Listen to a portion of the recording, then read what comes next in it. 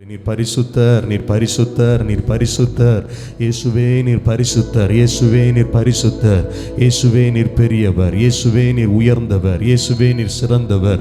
உம்மை போல வேறொரு தெய்வம் இல்லை ஆண்டவரே. நீர் ஒருவரே ஆராதனைக்குரியவர், நீர் ஒருவரே உன்னதர். ஹல்லேலூயா, ஸ்தோத்திரம். நீர் ஒருவரே உயர்ந்தவர், நீர் ஒருவரே சிறந்தவர், நீர் ஒருவரே உயர்ந்தவர், நீர் ஒருவரே சிறந்தவர். உம்மை போல வேறொரு தெய்வம் இல்லை ராஜா. ஹல்லேலூயா, ஹல்லேலூயா.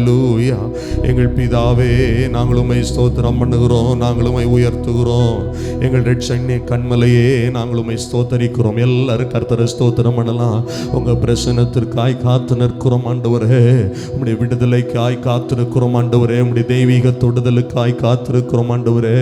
உம்முடைய பாதுகாப்பு, உம்முடைய நடத்துதல், உம்முடைய கிருபை எங்களை அதிகமாக எங்களை நிரப்பும்படியா என்னுடைய சமூகத்தில் வந்து நிற்கிறோம் ஆண்டவரே. இந்த மாதத்தில் முதல் ஞாயிற்றுக்கிழமையில தேவனை மகிமைப்படுத்தும்படி, கர்த்தரை ஆராதிக்கும்படி எங்கள் சபையை கூட்டி சேர்த்தீரே, சபை ஜனங்களை கொண்டு வந்தீரே.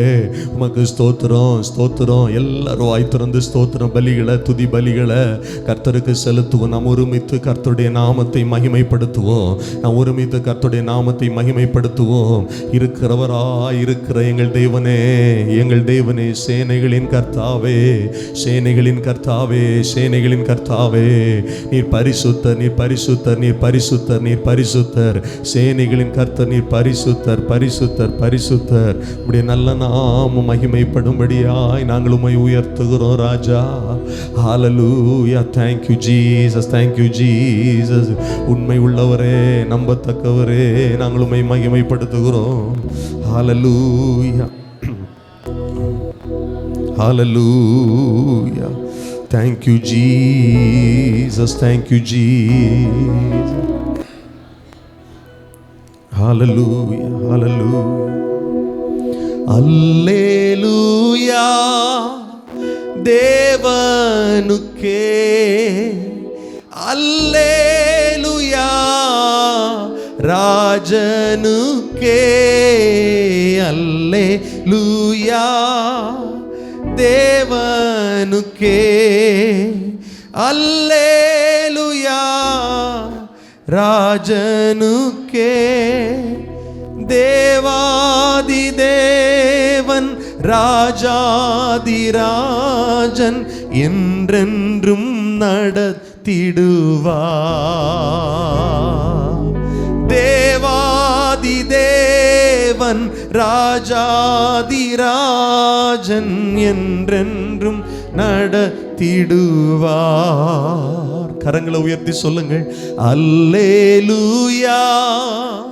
தேவனுக்கே அல்லேலூயா, ராஜனுக்கே அல்லேலூயா. தேவனுக்கே அல்லேலூயா, ராஜன்.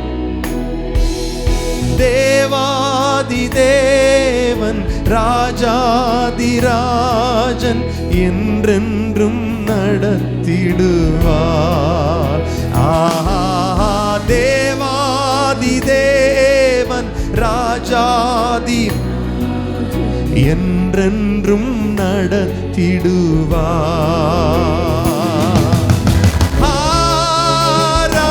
ஆராதனை,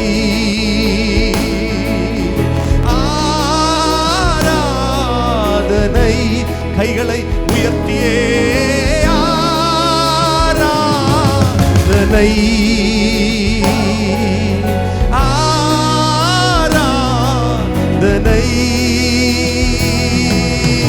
அல்லேலூயா, அல்லேலூயா. எங்கள் ஆராதனை உமக்கே. ஆஹா, அல்லே. சத்தத்தை உயர்த்தி பாடுங்கள் சேர்ந்து. அல்லேலூயா.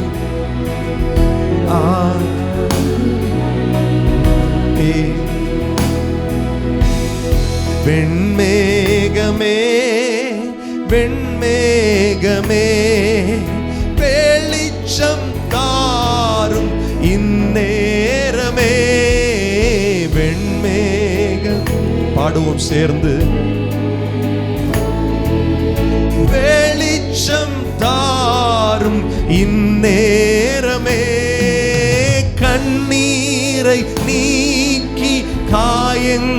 அற்புதங்களாற்றி கனிவோடு நடத்திடுவார். ஆஹா, கண்ணீரை உணர்ந்து பாடுங்கள், உணர்ந்து சொல்லுவோம் சேர்ந்து. கனிவோடு நடத்திடுவார்.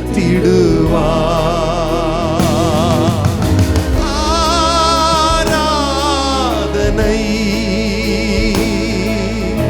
ஆராதனை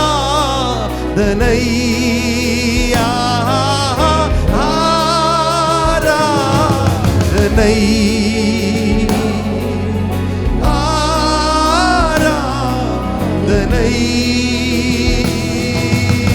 அல்லேலூயா, சத்தமாய் அல்லேலூயா, எங்கள் ஆராதனை உமக்கே.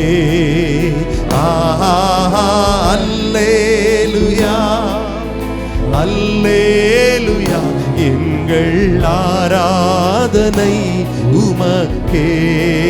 துணையாளரே துணையாளரே துணையாளரே, துன்பத்தில் தாங்கும் மணவாளரே. துணையாளரே, சத்தமாய் பாடுவோம். பிள்ளைங்க எல்லாம் பாடுங்க, தம்பிமார் எல்லாரும் பாடுங்க. தாங்கும் மணவாளரே, அபிஷேகம் ஊற்றி மறுரூபமாக்கி ஆற்றலை தந்திடுவார். அபிஷேகம் ஊற்றி மறுரூபமாக்கி. இப்ப எல்லா ரெண்டு கரங்களை உயர்த்தி ஒரே மனதாய் சொல்லுவோம். ஆராதனை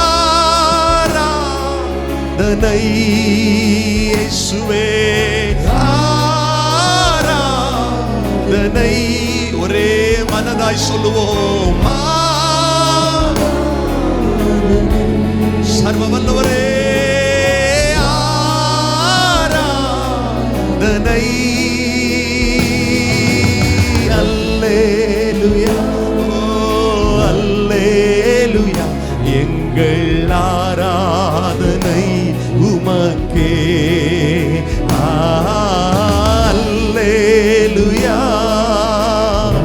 ரே பகதனம ஷகதர பலகதனமா உமக்கே. அல்லே இயேசுவே ரட்சகரே, ஆராதனை உமக்கே. அல்லேலூயா, சத்தமாய் சர்வ வல்லவரே.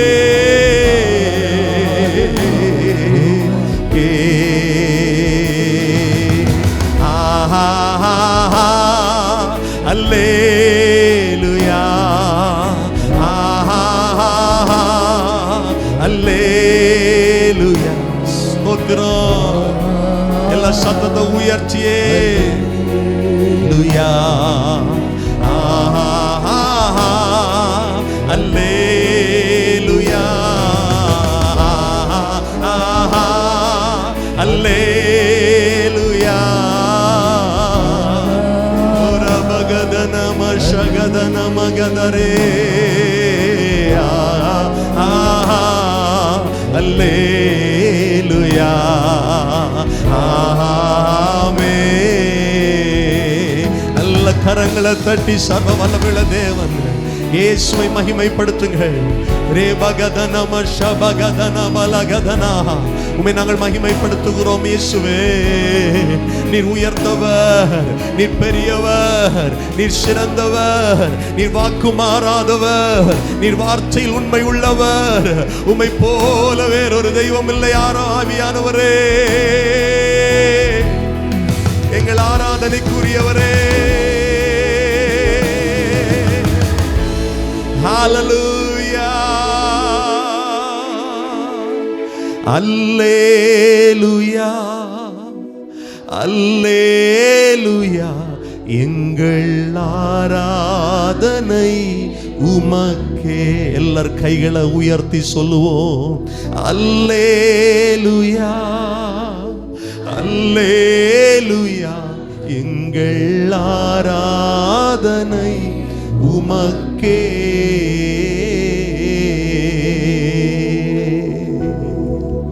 எங்கள் மத்தியில் உலாவுகிறவரே, எப்பொழுதெல்லாம் நாங்கள் கூடி வந்து உம்மை தொழுது கொள்ளுகிறோமோ நீர் எங்களுக்கு சமீபமாக இருக்கிறீங்கப்பா. நன்றி சொல்லுகிறோம். ஆராதனை எங்களுக்கு ஆசீர்வாதமாக்கி தாங்க. கர்த்தர் முன்னின்று நடத்துங்க. ஆரம்பத்தில் பாடல் வேளையிலிருந்து ஜப வேளை, துதி ஆராதனை, இன்னும் கர்த்தருடைய வார்த்தைகள், ஆண்டவரே திருவிருந்து ஆராதனை, எல்லாவற்றிலும் உங்கள் கரம் வெளிப்படட்டுமே. எங்களை தாழ்த்துகிறோம். இயேசுவின் நாமத்தில் ஜெபிக்கிறோம் நல்ல பிதாவே. ஆமென், ஆமென், ஆமென். அமர்ந்து கொள்ளலாம். கர்த்தர் நல்லவர். அல்லேலூயா. சந்தோஷமா ஒரு அல்லேலூயா சொல்லுங்க. அல்லேலூயா. எத்தனை பேர் விசுவாசிக்கிறீர்கள்? கர்த்தர் தான் நம்மை வந்து அடைய செய்திருக்கிறார். அல்லேலூயா. கர்த்தர் தான் நம்மை கொண்டு வந்திருக்கிறார். அவரை ஆராதிக்கும்படி நமக்கு தெரிந்த ஒரு பழைய பாடலை பாடப் போகிறோம். துதிப்போம் அல்லேலூயா பாடி மகிழ்வோம் மகிபனை போற்றி. மகிமை தேவ மகிமை, தேவ தேவனுக்கே மகிமை. எல்லாரும் இணைந்து உற்சாகத்தோடு கரங்களை தட்டி இணைந்து பாடப் போகிறோம். அல்லேலூயா சொல்லுங்க. சத்தமா சொல்லுங்க. அல்லேலூயா. இணைந்து பாடலாமா? கர்த்தரை ஆராதிப்போம். கர்த்தர் நல்லவர். அவர் பெரிய காரியங்களை நம்ம மத்தியிலே செய்ய வல்லமை உள்ளவராக இருக்கிறார். பாடும் முன்போம்.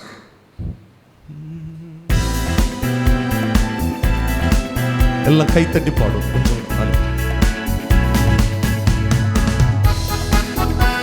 எல்லார் கரங்களை தட்டி ஓசை உள்ள கைத்தாளங்களோடு நம்முடைய கர்த்தரை மகிமைப்படுத்துவோம். ஆமென்.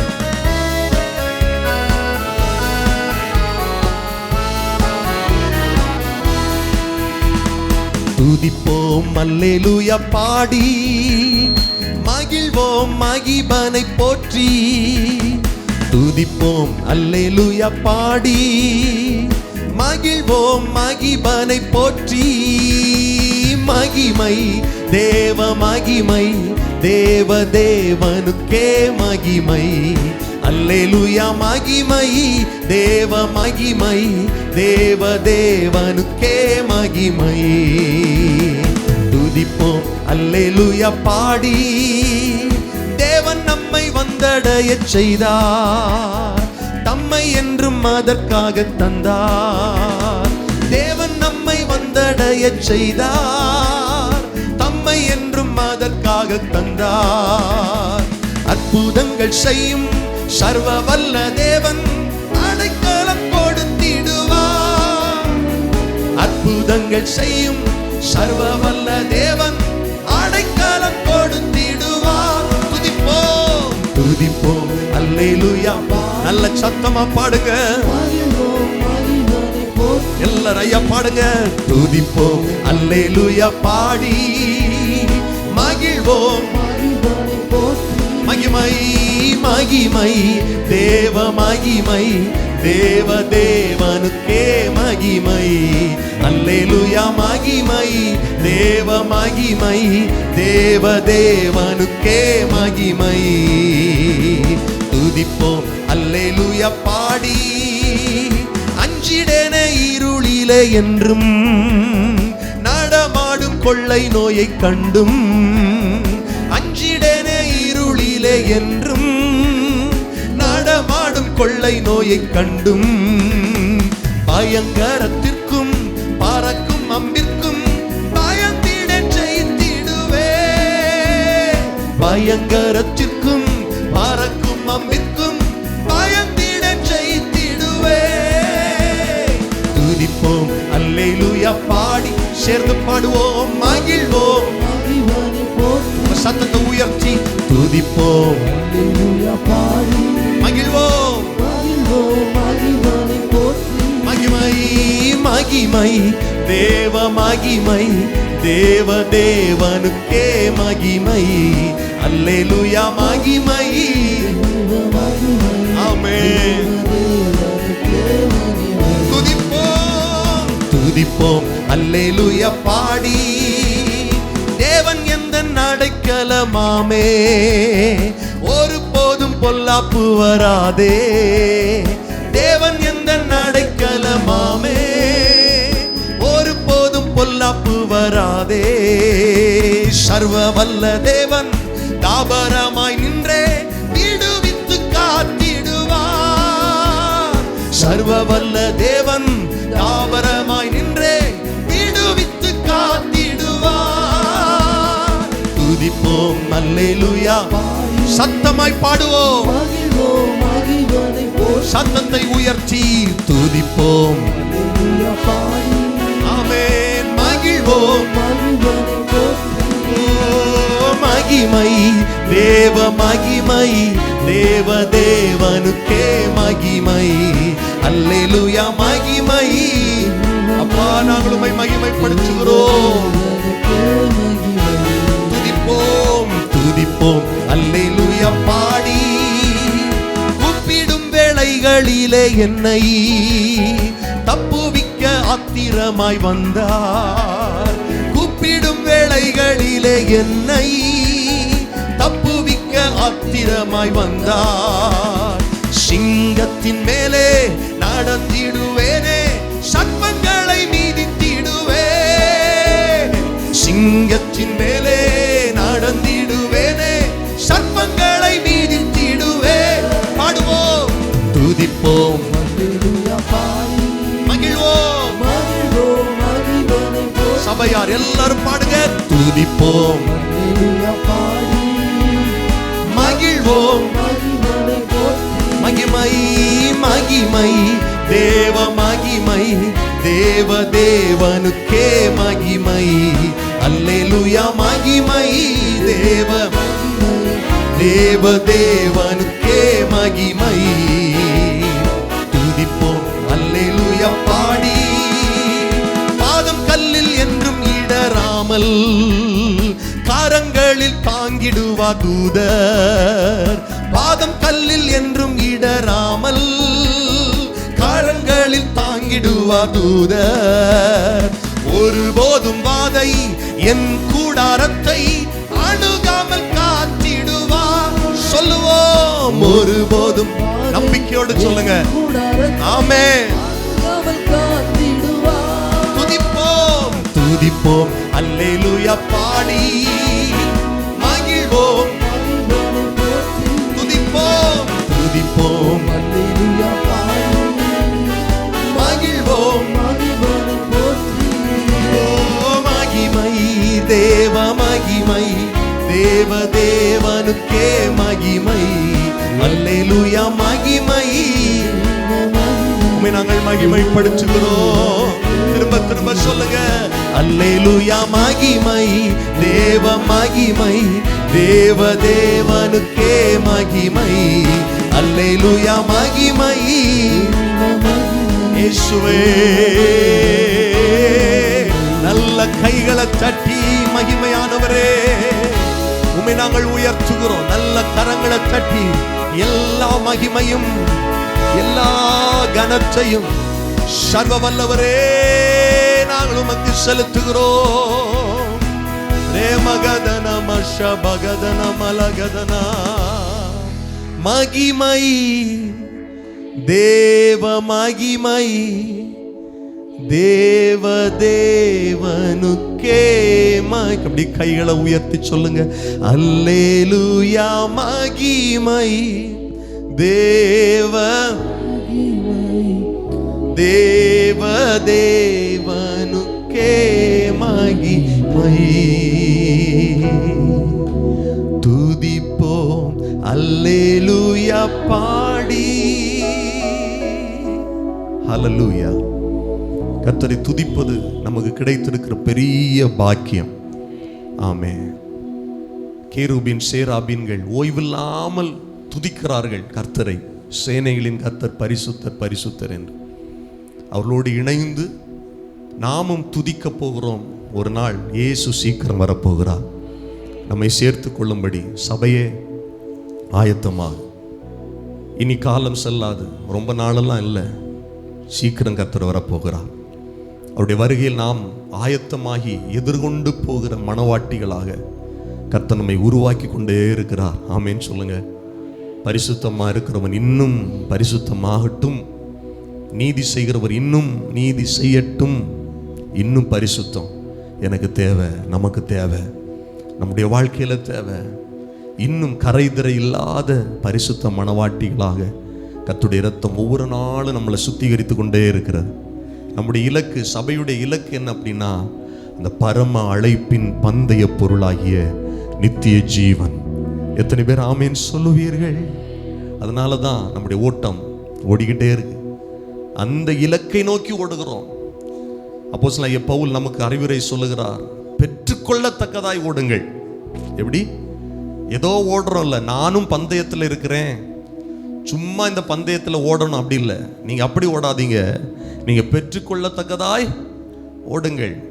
பந்தய சாலையில் ஓடுறவங்க எல்லாரும் ஓடுறவங்க. ஆனால் ஒருத்தன் தான் என்ன பண்ணுவான் சொல்லுங்க, அந்த பந்தய பொருளை ஜெயிப்பான். ஆனால் நம்மளை பார்த்து கர்த்தருடைய வார்த்தை இருக்கு, நீ பெற்றுக்கொள்ளத்தக்கதா ஓடு. மல்யுத்த வீரர்கள் மல்யுத்தம் பண்ணும்போது அந்த வீரர்கள் எல்லா விதத்திலும் இச்சை அடக்கம் உள்ளவங்களா இருப்பாங்க. அவங்க சரீரத்தை ஒடுக்கி கான்சென்ட்ரேஷன் ஃபுல்லாக அந்த பந்தயத்தில் தான் இருக்கும்.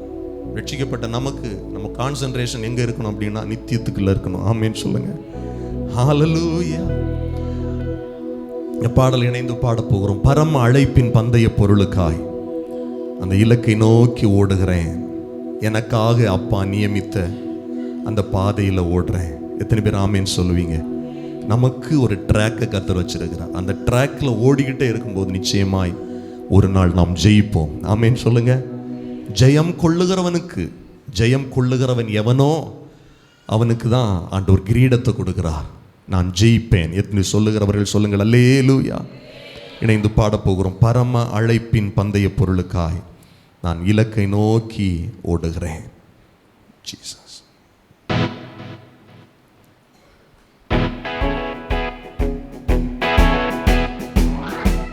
கைகளை தட்டி பாடலாம்.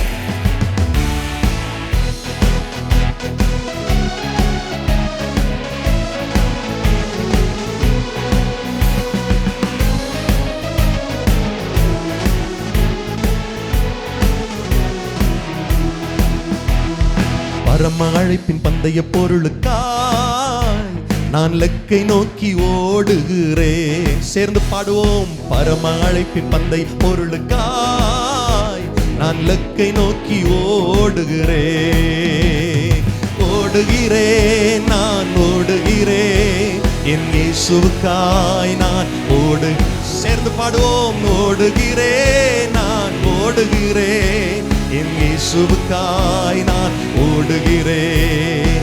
அல்லேலூயா, அல்லேலூயா, அல்லேலூயா, அல்லேலூயா, அல்லேலூயா, அல்லேலூயா, அல்லேலூயா, அல்லேலூயா. லாபமான அனைத்தையுமே நான் நஷ்டம் என்று கருதுகிறேன். லாபமான சபையார் எல்லாரும் பாடுங்க சேர்ந்து. நான் நஷ்டம் என்று கருதுகிறேன். இயேசு ராஜாவின் இந்த வேலைக்காக, இயேசு ராஜாவின் இந்த வேலைக்காக மகிழ்ச்சியுடன் நான் ஓடுகிறேன், மகிழ்ச்சியுடன். இப்ப சபையார் எல்லாரும் சொல்லுவோம். அல்லேலூயா, அல்லேலூயா, அல்லேலூயா, அல்லேலூயா, அல்லேலூயா, ஆமென், அல்லேலூயா. எத்தனைதான் இடர்கள் வந்தாலும் விசுவாசத்திலே நிலைத்திருப்பேன். எத்தனைதான், எல்லாரும் பாடுங்க. விசுவாசத்திலே நிலைத்திருப்பேன்.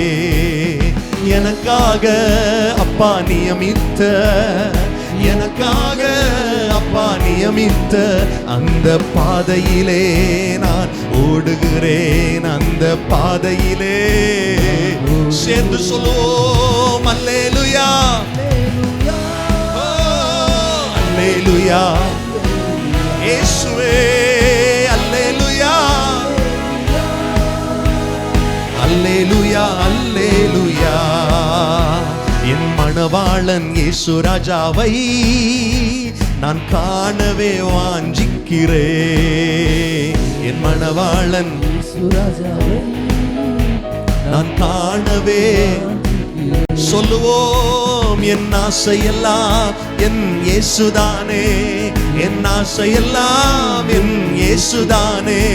அவர் பொன்முகம் நான் பார்க்கணுமே, அவர் பொன்முகம் நான் பார்க்கணுமே. அல்லேலூயா அல்லேலூயா இயேசுவே அல்லேலூயா ஆமென். அல்லேலூயா அல்லேலூயா அல்லேலூயா. சத்தமாய் பாடுவோம் அல்லேலூயா அல்லேலூயா அல்லேலூயா. என் ஆவி ஆத்ம சரீரமெல்லாம் என் இயேசுவுக்காய் அர்ப்பணிக்கிறேன். ஆவி ஆத்ம சரீரமெல்லாம் என் இயேசுவுக்காய் அர்ப்பணிக்கின்றேன். நான் உயிர் வாழும் இந்த நாட்களெல்லாம், நான் உயிர் வாழும் இந்த நாட்களெல்லாம் இயேசுவுக்காய் நான் ஓடுகிறேன். எங்க இயேசுவுக்காய் நான் ஓடுகிறேன். தங்க இயேசுவுக்காய் நான் ஓடுகிறேன். எங்க இயேசுவுக்காய் நான் சத்தமாய் அல்லேலூயா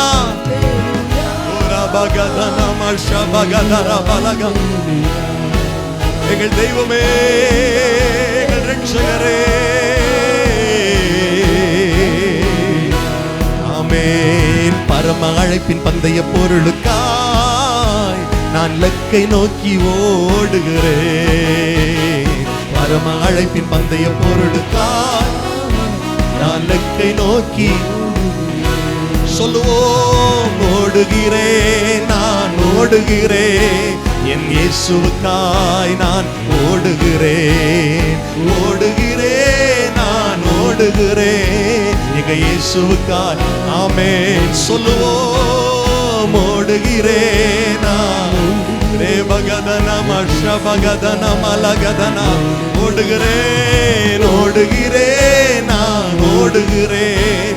எங்க இயேசுவுக்காய் நான். அல்லேலூயா அல்லேலூயா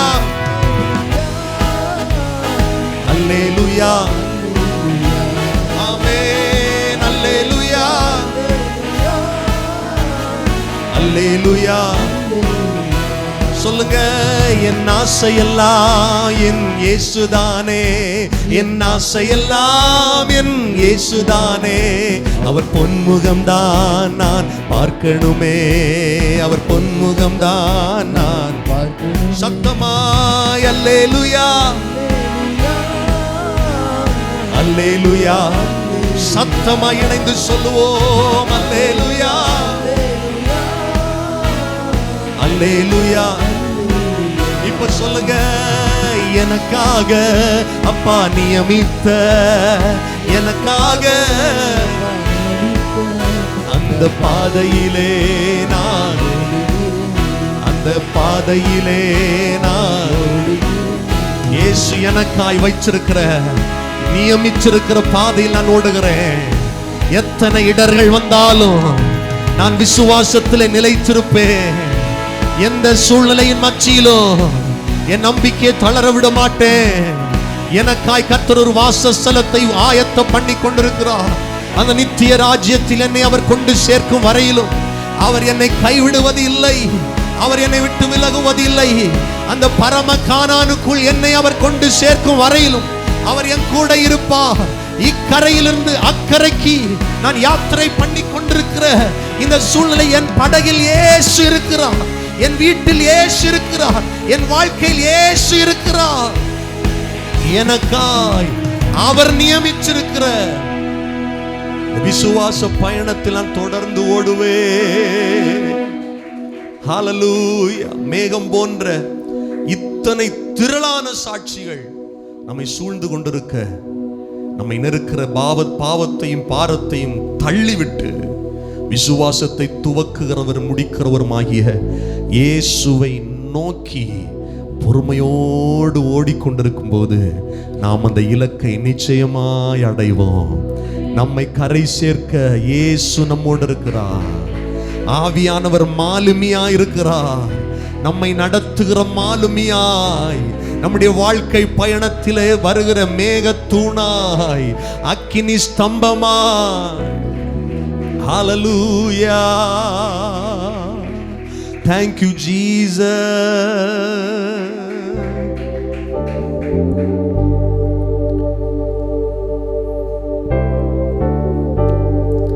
வாசல்களே உங்கள் தலைகளை உயர்த்துங்கள், அநாதி கதவுகளே உயருங்கள். வாசல்களே உங்கள் தலைகளை உயர்த்துங்கள், அநாதி கதவுகளே உயருங்கள். எல்லாம் கைத்தட்டி பாடலாமா?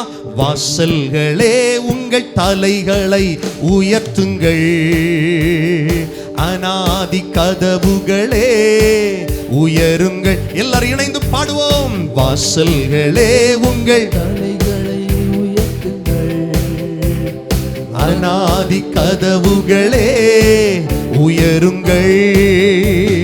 மகிமையின் ராஜா இயேசு வாசம் செய்திடுவார். சேனைகளின் கர்த்தர்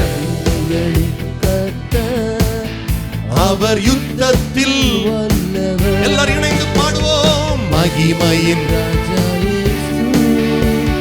வாசம் சேனைகளின் கர்த்தர், சேனைகளின் அவர் யுத்தத்தில் வல்லவர். யுத்தம் செய்வார், யுத்தம் செய்வார், நமக்கா யுத்தம் செய்வார். தோல்வி என்றும் இல்லையே, ஜெயமுண்டு, நமக்கு ஜெயமுண்டு. நம் இயேசுவின் எல்லார் கைகளை தட்டி அறிக்கை பண்ணுவோம். யுத்தம் செய்வார், தோல்வி. அப்படி எல்லாரும் எழுந்து நின்று பாடுவோம் சேர்ந்து. ஜெயமுண்டு இயேசுவின் நாமத்திலே. நமக்கு எதிராய் எழும்பும் ஆயுதங்கள் வாய்த்திடாமல் அழியச் செய்வாரே. நமக்கு எதிராய் எழும்பும் ஆயுதங்கள் வாய்த்திடாமல் அழியச் செய்வாரே. நமக்கு எதிராய், நமக்கு எதிராய் எழும்பும் ஆயுதங்கள் எல்லாரும் சத்தமாய் வாய்த்திடாமல். ஒரு விசை கூட சொல்லுங்க. நமக்கு எதிராய், நமக்கு எதிராய் எழும்பும் ஆயுதங்கள் வாய்த்திடாமல் அழியச் செய்வாரே. மேகத்தூணாய் அக்கினி ஸ்தம்பமாய் கர்த்தர் முன் செல்கிறார். மேகத்தூணாய் அக்கினி ஸ்தம்பமாய் கர்த்தர் முன் செல்கிறார். யுத்தம் செய்வார், நமக்கா யுத்தம் செய்வார். சொல்லுங்க. இயேசு எனக்கா யுத்தம் பண்ணுவார், என் குடும்பத்திற்கா யுத்தம் பண்ணுவார், என் சார்பில் நின்று செயல்படுவார். உள்ள இடம் இருக்கு, உள்ள வர சொல்லுங்க. யுத்தம் செய்வார், யுத்தம் செய்வார், நமக்கா யுத்தம் செய்வார். பாடுவோம். தோல்வி இல்லை, ஆமென். ஜெயமுண்டு இயேசுவின் நாமத்திலே. செங்கடல் நம்மை எதிர்த்து நின்றாலும் பார்வோன் சேனைகள் பின்தொடர்ந்தாலும். சேர்ந்து பாடுவோம். செங்கடல் நம்மை எதிர்த்து நின்றாலும் பார்வோன் சேனைகள் பின்தொடர்ந்தாலும் தடையை தகர்த்து வழியை திறப்பார். தொடர்ந்து முன்னேறுவோம். தடையை தகர்த்து நல்ல கைகளை தட்டி சத்தமாய் பாடுவோம். யுத்தம் செய்வார், நமக்கா யுத்தம் செய்வார். தோல்வி என்றும் இல்லையே, ஜெயமுண்டு, நமக்கு ஜெயமுண்டு இயேசுவின் நாமத்திலே. அல்லேலூயா, ஆமென், அல்லேலூயா. எல்லாரும் பாடுவோம் சத்தமாய். கர்த்தரை ஆராதிப்போம். கர்த்தர் நமக்கா யுத்தம் பண்ணுவார். நீங்கள் சும்மா இருப்பீர்கள். இன்றைக்கு காண்கிற எகிப்தியரை என்றைக்குமே இனி காண்பது இல்லை. அல்லேலூயா ஆமென் அல்லேலூயா அல்லேலூயா ஆமென் அல்லேலூயா ஆமென் அல்லேலூயா ஆமென் அல்லேலூயா அல்லேலூயா. எல்லாரும் கர்த்தரை ஆராதிப்போம் சேர்ந்து மகிமையே அல்லேலூயா அல்லேலூயா ரே பகதனா மஷபகதனா பரகதனா. விடுதலை விடுதலை, ஆராதிக்கும் போதே விடுதலை. கர்த்தர் நமக்கு யுத்தம் பண்ணுகிறார், சத்துருக்களை சிதறடிக்க பண்ணுகிறார். நமக்கு விரோதமாய் ஒரு வழியாய் வருகிறவர்கள் 7 வழியாய் ஓடி போவார்கள். சத்துருக்கள் சிதறடிக்கப்படுவார்கள். சத்துருடைய சதி ஆலோசனைகள் நிர்மூலமாகி போகும். உனக்கு எதிராய் உருவாக்கப்படுகிற ஆயுதங்களை கர்த்தர் வாய்க்காமல் போக பண்ணுவார். மந்திர கிரியைகள் அழியும், தந்திர கிரியைகள் அழியும், பில்லி சூனிய கட்டுகள் அழியும். நல்ல கைகளை தட்டி விடுதலையோடு கர்த்தரை மகிமைப்படுத்து. அந்நிய பாஷைகளை பேசி கர்த்தரை மகிமைப்படுத்து. தேவாதி தேவனை உயர்த்து உயர்த்து உயர்த்து. சர்வ வல்லவரை உயர்த்து. வெற்றி சிறந்தவரை மகிமைப்படுத்து. மகிமையின் ராஜா உட்பிரவேசிக்கட்டும். வாசல்களே உங்கள் தலைகளை உயர்த்துங்கள். அநாதி கதவுகளே உயருங்கள். மகிமையின் ராஜா உட்பிரவேசிப்பார். யார் இந்த மகிமையின் ராஜா? அவர் யுத்தத்தில் வல்லமை உள்ளவர், அவர் பராக்கிரமம் உள்ளவர், அவர் சேனைகளின் கர்த்தர்.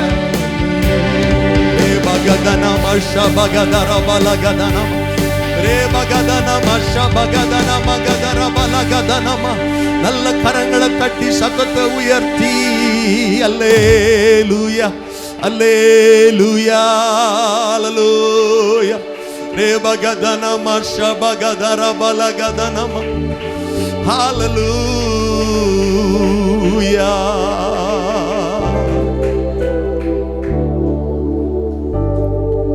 என் இயலாமையில் நீர் செயல்படுவி,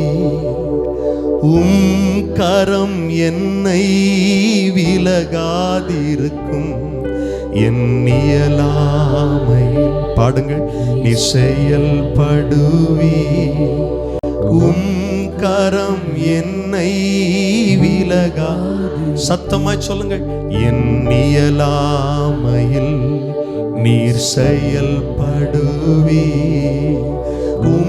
கரம் என்னை விலகாதிருக்கும். என் இயலாமையில் நீர் செயல்படுவி, கரம் என்னை விலகாதிருக்கும். மலைகளை பெயர்ப்பீரென்றார், என் தடைகள் உமக்கு எம்மாத்திரம். மரித்தோரை என்றார், என் நோய்கள் உமக்கு. மலைகளை பெயர்ப்பீர் என்றார், மலைகளை என் தடைகள். எத்தனை பேர் விசுவாசத்தோடு சொல்ல முடியும்? மரித்தோரை எழச் செய்தீர் என்றார், என் நோய்கள் உமக்கு. கரங்களை உயர்த்தியே கிரகிக்க முடியா காரியம் செய்வி. சர்வஞானியே உம்மை ஆராதிப்பேன். கிரகிக்க முடியா சத்தமாய் சர்வஞானியே சர்வஞானியே உம்மை ஆராதிப்பேன். வெறும் கோலும் கையும் இரு பரிவாரமாகும். உம்மாலன்றி இது யாரால் கூடும்? வெறும் கோலும் கையும் இரு பரிவாரமாகும். உம்மாலன்றி இது யாரால் கூடும்?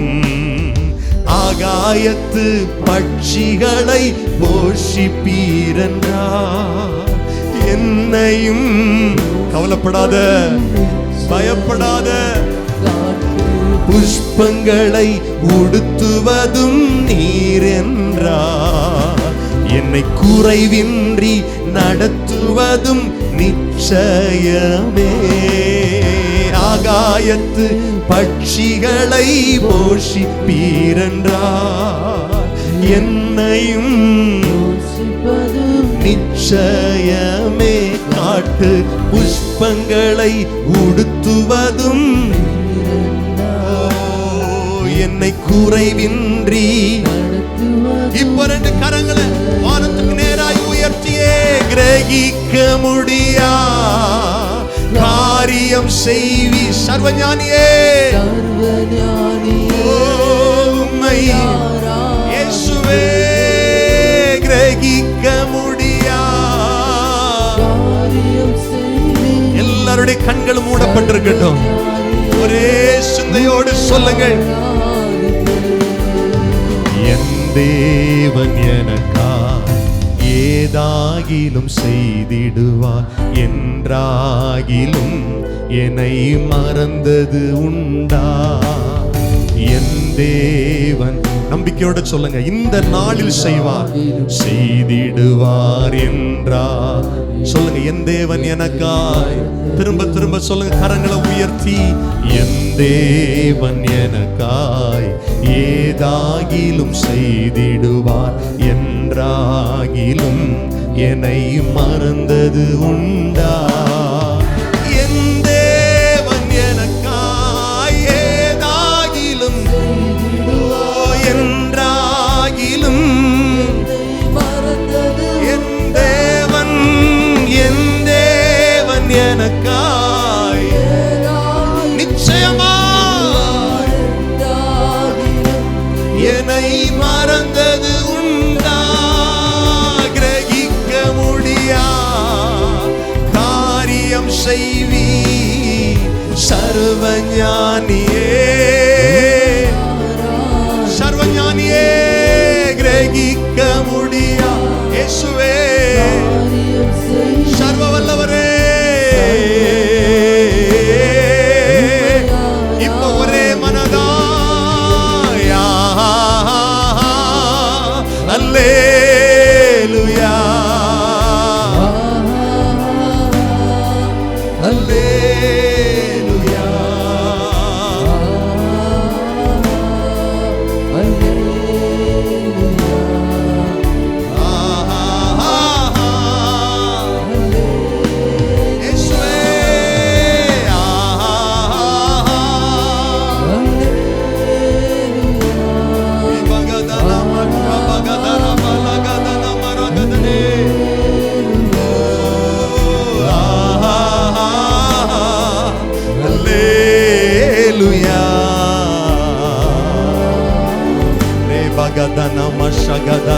நல்ல கையை தட்டி சத்தமாய் உயிர்த்தெழுந்த இயேசுவை ஆராதிப்போம். கிரகிக்க முடியாத காரியங்கள் உனக்காய் செய்வார். நம்முடைய தேவன் ஏதாயிலும் ஒரு காரியத்தை எனக்கு செய்வார் என்று நம்பிக்கையோடு வந்திருக்கிற தேவ பிள்ளையே, நீ கிரகிக்க கூடாத, நீ பிரமிக்கத்தக்க அதிசயங்களை கர்த்தர் உனக்காய் செய்வார். உன் குடும்பத்தில் செய்வார், உன் குடும்பத்திற்காய் செய்வார், உன் வீட்டு காரியங்களுக்காய் செய்வார், உன் தலைமுறைக்காய் செய்வார், உன் சந்ததிக்கு செய்வார். உன் காயங்களை ஆற்றுவார், உன் வேதனையை மாற்றுவார். அவர் சர்வஞானி. அவரால் செய்யக்கூடாத அதிசயமான காரியம் ஒன்றுமில்லை. இயேசுவே நீர் பெரியவர்.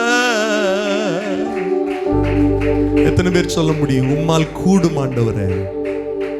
என்னை சுத்தமாக்க உம்மால் கூடும் ஆண்டவரே. என்னை பலப்படுத்த உம்மால் கூடும் ஆண்டவரே. என்னை திடப்படுத்த உம்மால் கூடும் ஆண்டவரே. நான் கிரகித்து பார்க்க முடியாத அளவுல அற்புதங்களை செய்ய உம்மால் கூடும் ஆண்டவரே. நன்றி ஆண்டவரே. இந்த வாரம் முழுவதும் கர்த்தர் தொடர்ந்து நம்மை நடத்தும்படி அப்படியே கரங்களை உயர்த்தி நம்ம ஜெபிக்க போகிறோம். நமக்கு நல்ல பாதுகாப்பை கர்த்தர் தரணும். பிள்ளைகளுக்கு நல்ல சுகத்தை பலனை கர்த்தர் கட்டளையிடணும். விசுவாச குடும்பங்களின் எல்லைகள் முழுவதும் கர்த்தரால் பாதுகாக்கப்படணும். போகையிலும் வருகையிலும் தேவனுடைய ஆளுகை இருக்கணும். எல்லாரும் ஸ்தோத்திரம் பண்ணுங்க. 2 கரங்களை உயர்த்தி இயேசுவே என்று கூப்பிடுங்கள். இயேசுவே என்று கூப்பிடுங்கள். சத்தத்தை உயர்த்தி இயேசுவே, இயேசுவே. ஆண்டவர், இந்த பண்டிகை காலத்தில் யாருக்கு இந்த பலவீனங்கள் வராமல் பாதுகாத்து கொள்ளுங்க. சுகவீனங்கள் வராமல் பாதுகாத்து கொள்ளுங்க. கர்த்தருடைய கரமுடைய பிள்ளைகளை ஆளுகை செய்யட்டும். வெளிநாடுகளில் வெளியூர்களில் இருக்கிறவர்களை பாதுகாத்து கொள்ளுங்க.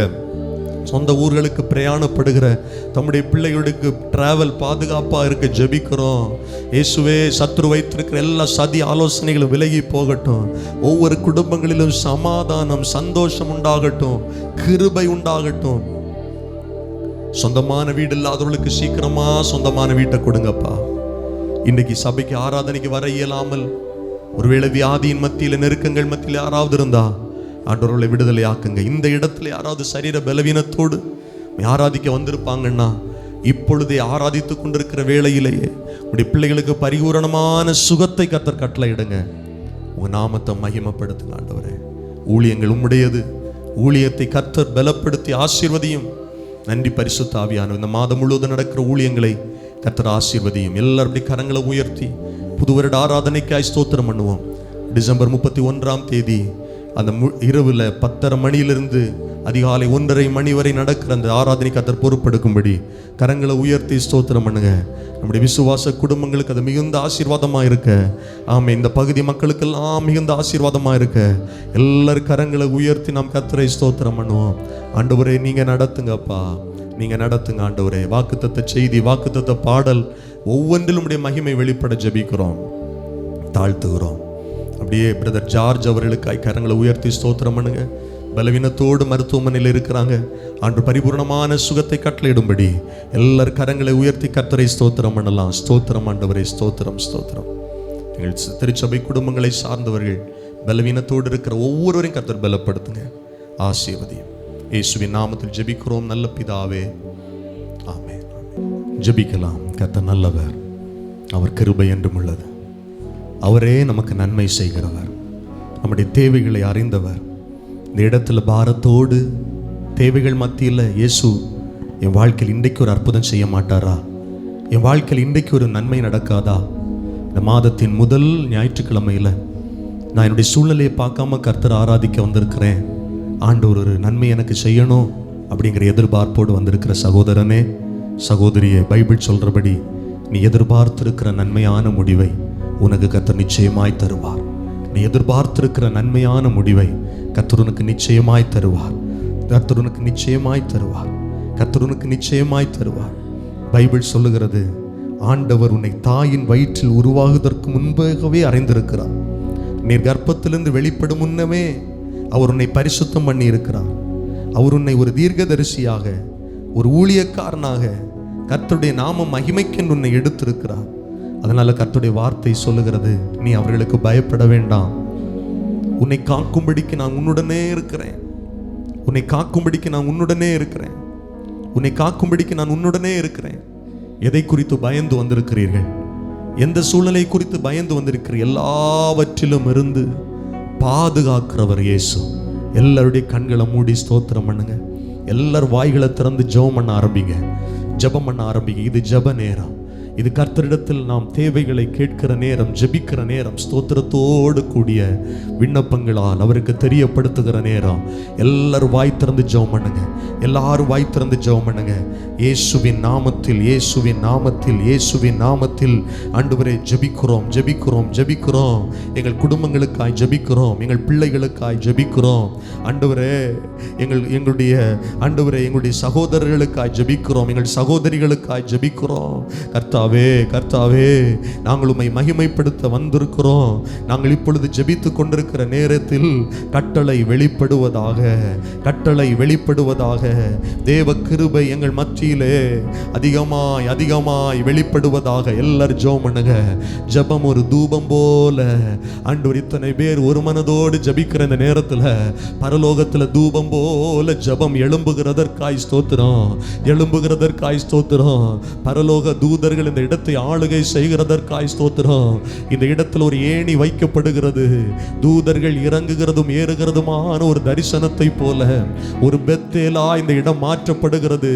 இது தேவனுடைய வீடு, இது வானத்தின் வாசல், இது தேவனுடைய வீடே அல்லாமல் வேறொன்றில்லை. இங்கே செய்யப்படுகிற விண்ணப்பங்களுக்கு கர்த்தருடைய செவிகள் திறந்தவைகளாக இருக்கிறது, கவனிக்கிறதா இருக்கிறது. என்னை யாரும் கவனிக்கல, என் சத்தத்தை யாரும் கேட்கல. நான் வனாந்திரத்தில் இருக்கிற ஒரு நாரைய போல இருக்கிறேன், தனித்த வீட்டில் இருக்கிற தனிமையாய் விடப்பட்டவனை போல இருக்கிறேன். என்னுடைய அழுகையின் குரலை, என் சத்தத்தை யார் கேட்பார் என்று அங்கலாய்ப்போடு வந்திருக்கிற தேவனுடைய பிள்ளைகளே, உங்கள் அலைச்சலுக்கு ஒரு முற்றுப்புள்ளி உண்டு, உங்கள் கண்ணீருக்கு பதில் உண்டு. நீ கண்ணீரோடு விதைக்கிற விதைக்கு பதிலாய் கம்பீரமான அறுவடை கர்த்தர் உனக்கு தருவார். எல்லாரும் கரங்களை தட்டி சத்தத்தை உயர்த்தி இயேசுவே என்று கூப்பிட்டு ஜெபம் பண்ணுங்க. இந்த ஜெப நேரத்தில் தான் பதில் வரும். இந்த ஜெப நேரத்தில் தான் அற்புதம் நடக்கும். இந்த ஜெப நேரத்தில் தான் விடுதலை உண்டாகும். தேவ தூதர்களால் நீங்கள் தேற்றப்படுவீர்கள். தேவ தூதர்களால் நீங்கள் பலப்படுத்தப்படுவீர்கள். உங்களுக்கு கர்த்தர் ஆரோக்கியத்தை வர பண்ணுவார், உங்களுக்கு சௌக்கியத்தை வர பண்ணுவார், உங்களுக்கு நித்திய மீட்பை கர்த்தர் தருவார். நல்ல கையை தட்டி சத்தமாய் இயேசுவே இயேசுவே என்று கூப்பிட்டு ஜெபம் பண்ணுங்க. இயேசுவின் நாமத்தில் தடைகள் உடையட்டும், இயேசுவின் நாமத்தில் சங்கிலிகள் முறிக்கப்படட்டும், அந்தகார வல்லமைகள் சிதறடிக்கப்படட்டும். இந்த பிள்ளைகள் ஜெபம் பண்ணி கொண்டிருக்கும் போதே ஒரு இனம் புரியாத தேவ சமூகம், தேவ பிரசன்னம், தேவ சமாதானம் இருதயங்களை ஆளுகை செய்யட்டும். எல்லா மன வியாதிகளும் மாறட்டும், மன போராட்டங்கள் மாறட்டும், மன அழுத்தங்கள் மாறட்டும். இயேசுவின் நாமத்தினால் தெளிந்த புத்தி உண்டாகட்டும். இயேசுவின் நாமத்தினால் இந்த ஜனங்களுக்கு விடுதலை உண்டாகட்டும். வேலை காரியங்களில் ஆசீர்வாதங்கள், தொழில் காரியங்களில் ஆசீர்வாதங்கள் கர்த்தர் அனுகிரகம் பண்ணுகிறதற்காய் ஸ்தோத்திரம். திருமண காரியத்தில் நன்மைகள் உண்டாகட்டும். ஆண்டவரே, குழந்தைக்காய் காத்திருக்கிற பிள்ளைகளுடைய வாழ்க்கையில் அற்புதங்களை செய்யுங்கப்பா, அதிசயங்களை காண பண்ணுங்கப்பா. ஆண்டவரே, எகிப்திலிருந்து புறப்பட பண்ணின நாளில் செய்தது போலவே அதிசயங்களை செய்வேன் என்று சொல்லி வாக்கு கொடுத்தவரே, எங்கள் ஜனங்களுக்கு ஆசீர்வாதங்களை அனுகிரகம் பண்ணுங்க, அதிசயங்களை காண பண்ணுங்க. இயேசுவின் நாமத்தினால், இயேசுவின் நாமத்தினால் கர்த்தர் கொடுக்கிற பரிசுகளை, கர்த்தர் கொடுக்கிற பரிசுகளை உம்முடைய பிள்ளைகள் நிறைவாய் பெற்றுக் கொள்ளத்தக்கதாக, இவருடைய சந்தோஷம் நிறைவாய் இருக்கும்படி பெற்றுக் கொள்ளத்தக்கதாய் ஒவ்வொருடைய வாழ்வுகளிலும் கர்த்தர் கிரியை செய்யுங்கப்பா, கிரியை செய்யுங்கப்பா. கடன் பாரங்கள் சிலருக்கு அழுத்துகிறது, சிலருக்கு வியாதிகள் அழுத்துகிறது, பிள்ளைகளுடைய போராட்டங்கள் அழுத்துகிறது, குடும்ப சூழ்நிலைகள் அழுத்துகிறது. ஆண்டவரே, எந்த நிலையில் இருந்தாலும் உம்முடைய பிள்ளைகளை விடுதலையாக்க நீர் உண்மை உள்ளவர். பிள்ளைகளுக்கு இறங்கி அற்புதம் செய்யுங்கப்பா, இறங்கி அற்புதம் செய்யுங்கப்பா. எந்தெந்த தேவைகளோடு வந்திருக்கிறார்களோ இந்த ஜனத்தை கர்த்தர் திருப்தியாய் நடத்துங்க. தேவைகள் எல்லாம் சந்திக்கப்படட்டும், உங்க நாம மாத்திரம் மகிமைப்படட்டும். நம்ம எல்லாரும் அப்படி எழுந்து நிற்கலாமா?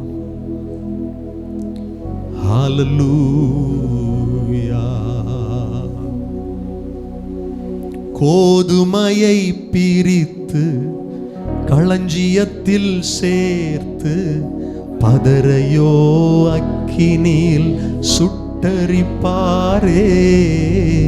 கோதுமையை பிரித்து களஞ்சியத்தில் பதரையோ சுட்டரிப்பாரே. ராஜா ராஜா வருகிறார், ஆயத்தமாவோம்.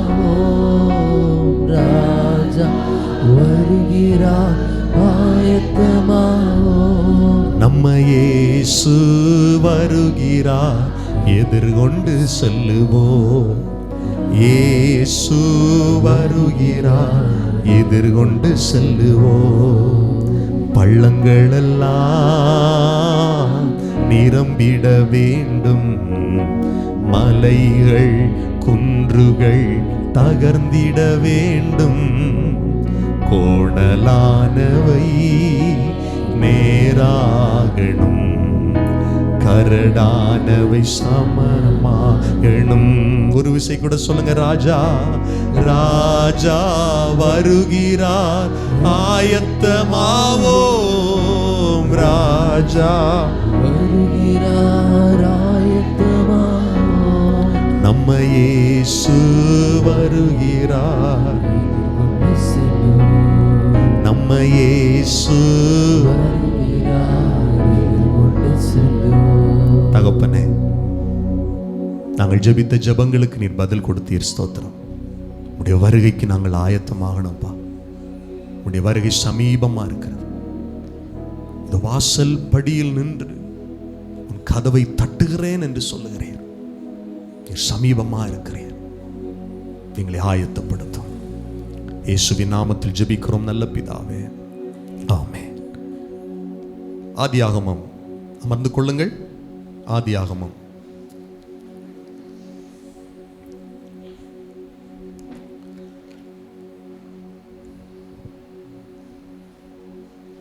6வது அதிகாரம்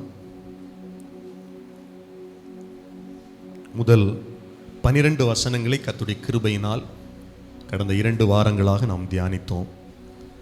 கர்த்தர் நமக்கு கிருபை தருகிறார். நோவா காலத்தில் நடந்தது போலவே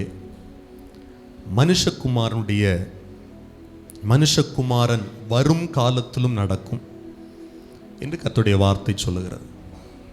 அதனால தான் அந்த நோவா உடைய சரித்திரம், நோவாவுடைய நாட்களில் நடந்த சம்பவங்கள் மிகவும் முக்கியமானது.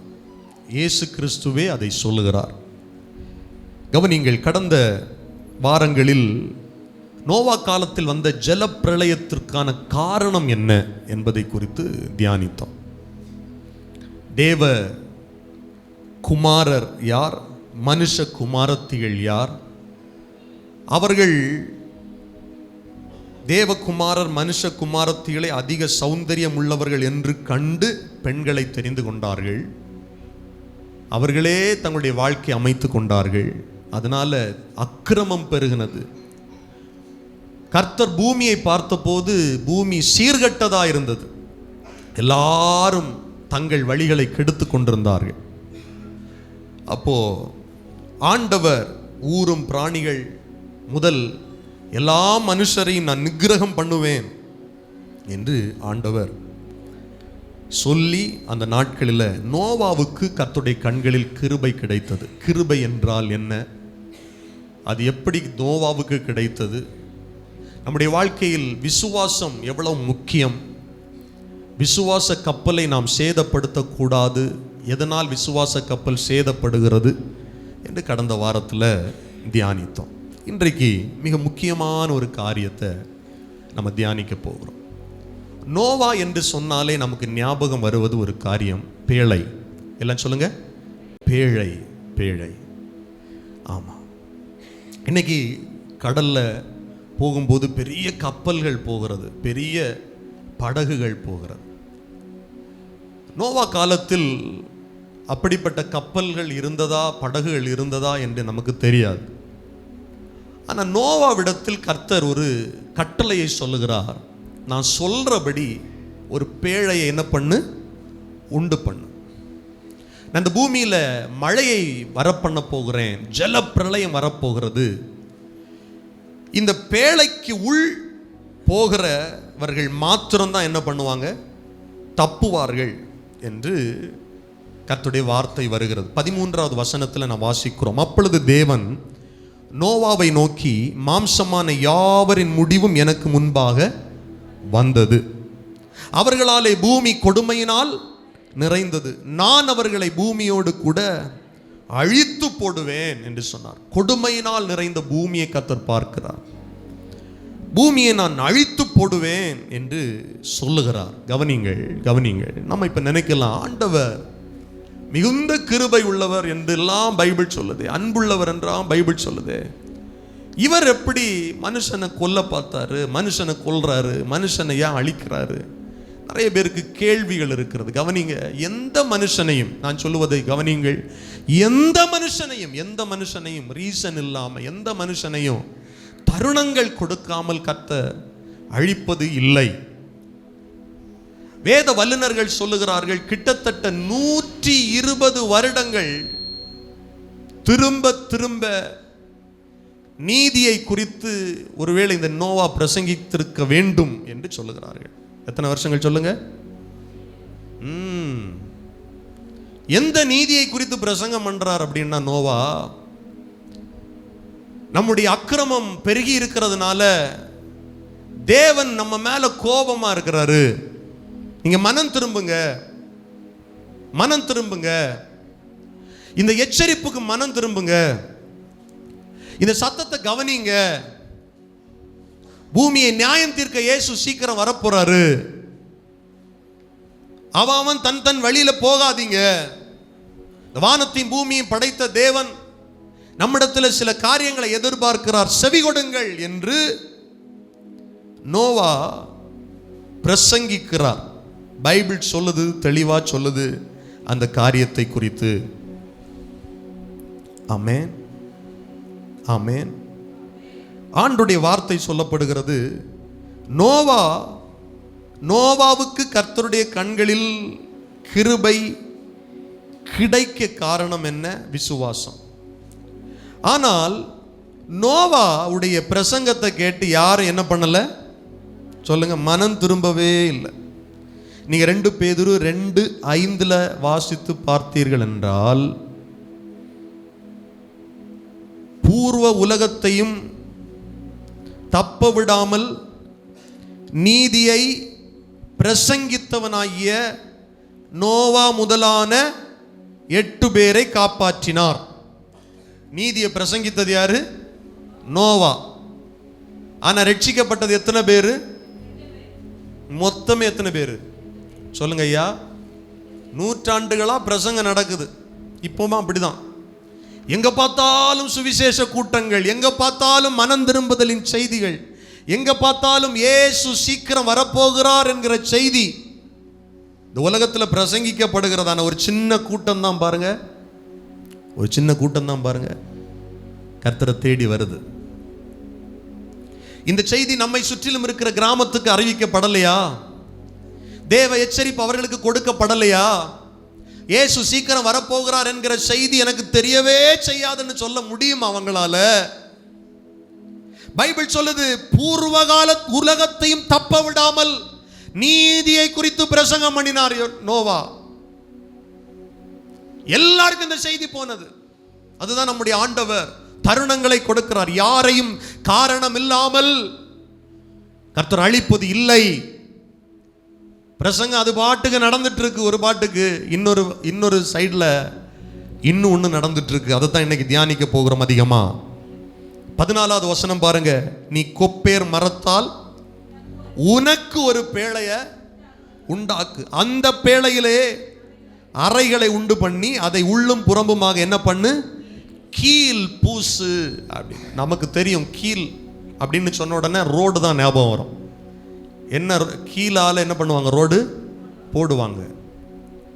இப்ப இங்க கீல் அப்படின்னு சொல்றது சரித்திர ஆசிரியர்கள் என்ன சொல்றாங்க அப்படின்னா, இந்த கொப்பேர் மரம் அப்படின்னா அந்த மரத்தை நம்ம வெட்டும் போது இல்லைன்னா அதை கொத்தும் போது அதிலிருந்து கீல் போன்ற ஒரு திரவம் வெளிப்படும். இப்போ கூட நம்முடைய பகுதிகளில் இருக்கிற இந்த பலா மரம், இப்படிப்பட்ட மரங்கள் எல்லாம் வெட்டும் போது அதுலேருந்து என்ன வருது சொல்லுங்க? பால் மாதிரி வருது. ரப்பர் மரத்தை வெட்டினா பால் வருது. இப்படி சில மரங்களை வெட்டும் போது அதுலேருந்து சில திரவங்கள் வருகிறது. சரித்திர ஆசிரியர்கள் சொல்றாங்க, இந்த கீல் என்பது அந்த கொப்பேறு மரத்திலிருந்தே வருகிற ஒரு திரவம் தான். அதை தான் இப்படி மொழிபெயர்த்து வச்சிருக்கிறாங்க. அதிலிருந்து வருகிற அந்த கீலை எடுத்து எங்கெல்லாம் கேப் இருக்கோ அதெல்லாம் என்ன பண்ணு? ஃபில் பண்ணு, நிரப்பு. அந்த ஓட்டையெல்லாம் அடைச்சிரு, தண்ணி உள்ள வராமல் இருக்கிறதுக்கு அடைச்சிரு. இன்னும் சில சரித்திர ஆசிரியர்கள் சொல்றாங்க இந்த பேழையே யாருக்கு அடையாளமாக இருக்கிறது என்றால், ஆண்டவராகிய இயேசு கிறிஸ்துவுக்கு அடையாளமாக இருக்கிறது. அது எப்படி என்றால், எப்படி அந்த மரத்திலிருந்து கீழ் வெளியே அந்த திரவம் வெளியே வருதோ அது மாதிரி தான் இயேசு கிறிஸ்து தன்னுடைய மரணத்தின் போது அவருடைய கடைசி சொட்டு இரத்தம் வரையிலும் நமக்காக சிந்தினார் என்று சொல்லுகிறார்கள். கர்த்தருடைய சரீரத்தை இந்த பேழைக்கு அடையாளமாக ஒப்பனையாக சொல்றாங்க. கவனிங்க தேவனுடைய பிள்ளைகளே. ஆனால் நமக்கு ஒன்று மாத்திரம் தெளிவாக தெரியும். எந்த காலத்தில் வாழ்ந்த மனிதனாக இருந்தாலும் சரி, நோவாவா இருக்கட்டும், ஆதாமா இருக்கட்டும், ஆபிரகாமா இருக்கட்டும், தாவீதா இருக்கட்டும், எந்த மனுஷனாக இருந்தாலும் இயேசு கிறிஸ்துவே அல்லாமல் அவர்களுக்கும் ரட்சிப்பு இல்லை. செய்தியின் முடிவில் நான் உங்களுக்கு சொல்லித்தரேன். நீங்கள் நினைக்கலாம், நோவா காலத்தில் எங்கே இயேசு கிறிஸ்து, நோவா காலத்தில் எங்கே, ஆபிரகாம் காலத்தில் எங்கே இயேசு, தாவீது காலத்தில் எங்கே இயேசு? ஆதி ஆகமத்திலிருந்து வெளிப்படுத்தின விசேஷம் வரையிலும் ஒரே ஒருவருடைய நற்செய்தி தான், அது ஆண்டவராகிய இயேசு கிறிஸ்துடைய நற்செய்தி தான். ஆதியாகமம் 3வது அதிகாரத்தில் தோலால் ஆன ஒரு உடை ஆதாமுக்கு போர்த்தப்பட்டது. அங்கே அடிக்கப்பட்ட ஆட்டுக்குட்டியும் இயேசு கிறிஸ்துவுக்கு தான் அடையாளமாக இருக்கிறது. பைபிள் அதுதான் சொல்லுது, உலக தோற்றத்திற்கு முன்னே நமக்காய் அடிக்கப்பட்டவர் ஆண்டவராகிய இயேசு கிறிஸ்து. எத்தனை பேர் ஆமென் சொல்லுவீர்கள்? அல்லேலூயா. இப்போ ஆண்டவர் ஒரு காரியத்தை சொல்றாரு, ஜலப்பிரளயம் வரப்போகுது, உனக்குன்னு ஒரு பேழைய உண்டு பண்ணு. அது எப்படி இருக்கணும் அப்படிங்கிறதையும் சொல்றார். நீ அதை பண்ண வேண்டிய விதம் என்னவென்றால், பேழையின் நீளம் என்னவா இருக்கணும்? 300 முழம், அதன் அகலம் 50 முழம், அதன் உயரம் 30 முழம். இது கூட இயேசு கிறிஸ்துவை தான் குறிக்கிறது என்று சொல்லுகிறார்கள். ஏன்னா 300 அப்படின்னா பைபிளில் என்ன வருதுன்னா, 300 எங்கெல்லாம் வருது? கிதியோனுடைய படை 300 பேர்ல மீதியானியரை வீழ்த்தினார்கள்.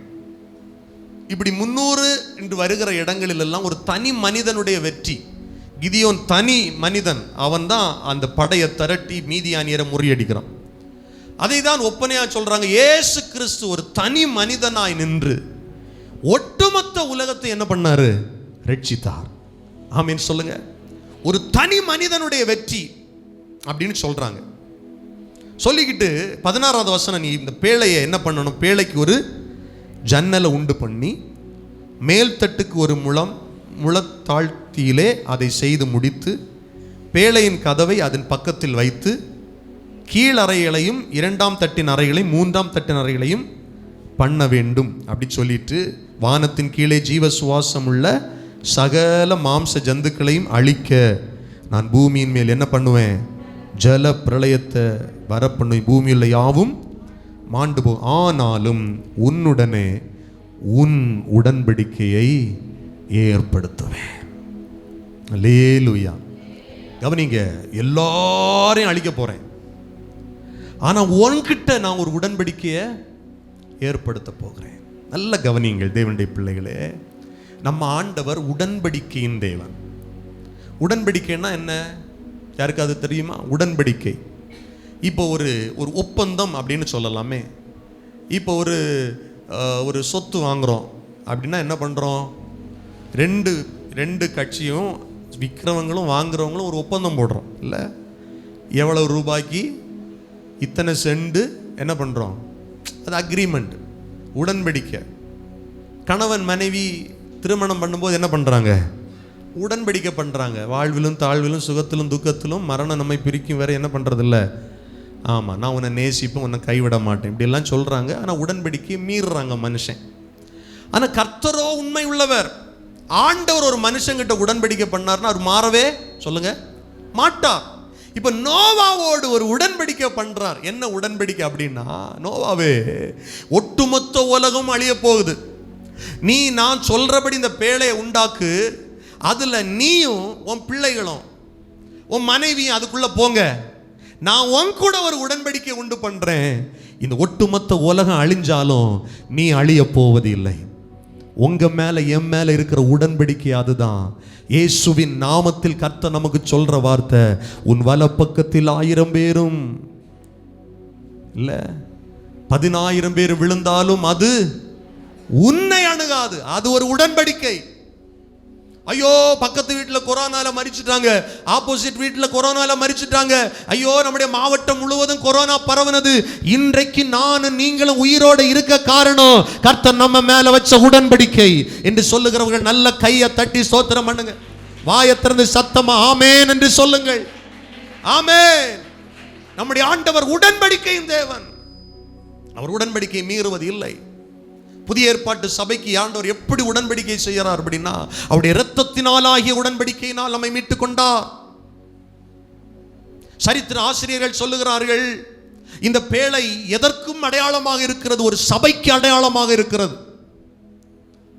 கடைசி காலத்தில் வரப்போகிற சம்பவங்கள் நோவா காலத்தில் நடந்தது போலவே மனுஷகுமாரன் வரும் காலத்தில் நடக்கும். அதற்கு முன்னால கர்த்தர் எதை ஆயத்தப்படுத்தினார்? நோவா காலத்தில் பேழை ஆயத்தமாக்கப்பட்டது போல இந்த கடைசி காலத்தில் கர்த்தர் தனக்கென்று ஒரு சபையை ஆயத்தம் பண்ணுகிறார். ஒட்டுமொத்த உலகமும் நிக்கிரகமானாலும் இந்த சபை, அதாவது சபையில் வாழுகிற, சபையில் வருகிற ரட்சிக்கப்பட்ட தேவனுடைய பிள்ளைகளுக்கு அழிவு இல்லை. எப்படி ஜலப்பிரளயம் வந்து ஜலம் பூமியை மூடி நிரம்பும் போது எப்படி அந்த பேழை தானாக மேலே எழும்பினதோ, அதே போல மத்திய ஆகாயத்தில் இயேசு கிறிஸ்து வரும்போது இந்த திருச்சபையில் வசிக்கிற, இந்த திருச்சபையில் ஆராதிக்கிற, தேவனை விசுவாசிக்கிற பிள்ளைகள் எடுத்துக் கொள்ளப்படுவார்கள். எடுத்துக் கொள்ளப்படுவார்கள். அந்த மத்திய ஆகாயத்தில் ஒரு விருந்து, ஒரு சந்திப்பு, தேவனுக்கும் மனிதனுக்கும், தேவனுக்கும் சபைக்கும். ஆமென் சொல்லுங்க. இதை குறித்து தான் நோவா பிரசங்கம் பண்றார். பேழைக்குள்ள வந்திருப்பா, உள்ள வந்துரு, வெளியே நிக்காத, மனம் போல வாழ்க்கை வாழாத, கர்த்தருக்கு பயப்படுற பயம் உனக்கு வரட்டும், அவர் ஆராதிப்பதற்காக உள்ளவா, இந்த ஐக்கியத்தில் வா, இங்கதான் உனக்கு பாதுகாப்பு, இங்கதான் உனக்கு அடைக்கலம், இங்கதான் உனக்கு மீட்பு. நோவா காலத்து பிரசங்கம் இன்றைக்கும் பிரசங்கிக்கப்படுகிறது. துன்மார்க்கமா வாழாத, குடித்து வெறித்து தெரியாத, இயேசு உன்னை நேசிக்கிறார், உனக்கான ஒரு தருணத்தை தருகிறார், நீ வாழுகிற பகுதியிலேயே ஒரு பேழையை உண்டு பண்ணி வச்சிருக்கிறார். உள்ளவா, வசனத்தை கேளு. நோவா ஆயத்தம் பண்ணின பேழையில எத்தனை ஜன்னலை கர்த்தர் வைக்க சொன்னார் சொல்லுங்க? எத்தனை சொல்லுங்க? பெரிய பேழை, ஆனா வைக்க சொன்ன ஜன்னல் ஒன்று. ஜன்னல் எதுக்காக வைப்பாங்க? வெளிச்சத்துக்கு. ஆமா, காத்துக்காகவும் வைப்பாங்க, வெளிச்சத்துக்கு தான் முக்கியமா வைப்பாங்க. ஜன்னல் எதுக்கு வைப்பாங்க? வெளிச்சம் வருவதற்கு. இந்த பேழைக்குள்ள வெளிச்சத்தை கொடுக்கிறதற்கு ஒரே ஒரு ஜன்னல் தான் கர்த்தர் வச்சார். இந்த சபையில வெளிச்சத்தை கொடுக்கிறது ஒண்ணே ஒண்ணுதான். பைபிள் சொல்லுது, கர்த்தருடைய வேதமே விளக்கு, வேதமே வெளிச்சம். இங்க வேற எதுவுமே கிடையாது. வேற எதுவுமே உங்களுக்கு வெளிச்சத்தை கொடுக்க முடியாது. கர்த்தருடைய வசனம் தான் நமக்கு ஒவ்வொரு நாளும் வெளிச்சத்தை தருகிறது. அந்த பேழைக்குள்ள வருகிற ஜனங்களுக்கு வெளிச்சத்தை தருகிறது. அவருடைய வசனம் தான் நம்முடைய கால்களுக்கு தீபம், பாதைக்கு வெளிச்சம். எத்தனை பேர் விசுவாசிக்கிறீங்க? கர்த்தர் எனக்கு ஒவ்வொரு நாளும் வெளிச்சத்தை தருகிறார் என்று சொல்லுகிற ஒரு அல்லேலூயா சொல்லுங்க. அல்லேலூயா. அதிகாலையில 6 மணிக்கெல்லாம் சூரியன் வந்துருது நம்ம நாட்டில். நம்ம நாட்டில் நான் அடிக்கடி யோசிப்பேன், நம்ம நாடு ரொம்ப ஸ்பெஷல். நாடு மட்டும் இல்லை, நம்ம கொஞ்சம் ஏஷியன் கண்ட்ரிஸ் கொஞ்சம் ஸ்பெஷல். எதில் அப்படின்னா, சரியா 12 மணி நேரம், கிட்டத்தட்ட 12 மணி நேரம் இரவு, 12 மணி நேரம் பகல் இருக்குல்ல.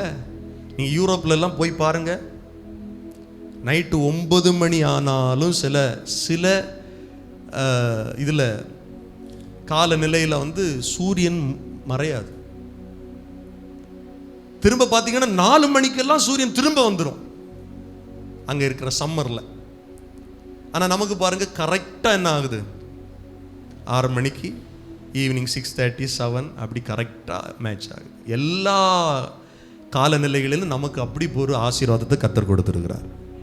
ஆமேன்னு சொல்லுங்க. அப்போ காலையில் பாருங்கள், ஒரு 7 மணிக்கெல்லாம் ஆயிடுச்சு அப்படின்னா, இப்போ பலர் என்ன பண்ணுறாங்கன்னா அலாம் வச்சு எந்திரிக்கிறாங்க. ஆனால் 7 மணியெல்லாம் ஆயிடுச்சுன்னா நமக்கு வீட்டுக்குள்ளே என்ன வருது சொல்லுங்க? ஒரு வெளிச்சம் வருது. வீடு கட்டும் போதெல்லாம் சிலர் என்ன பண்ணுவாங்கன்னா, கரெக்டாக கிழக்குக்கு எதிராக இருக்கிற திசையில் என்ன பண்ணுவாங்க, ஜன்னலை வைப்பாங்க. சிலர் அதை வாஸ்துன்னு சொல்கிறாங்க, சிலர் சாஸ்திரம்னு சொல்கிறாங்க.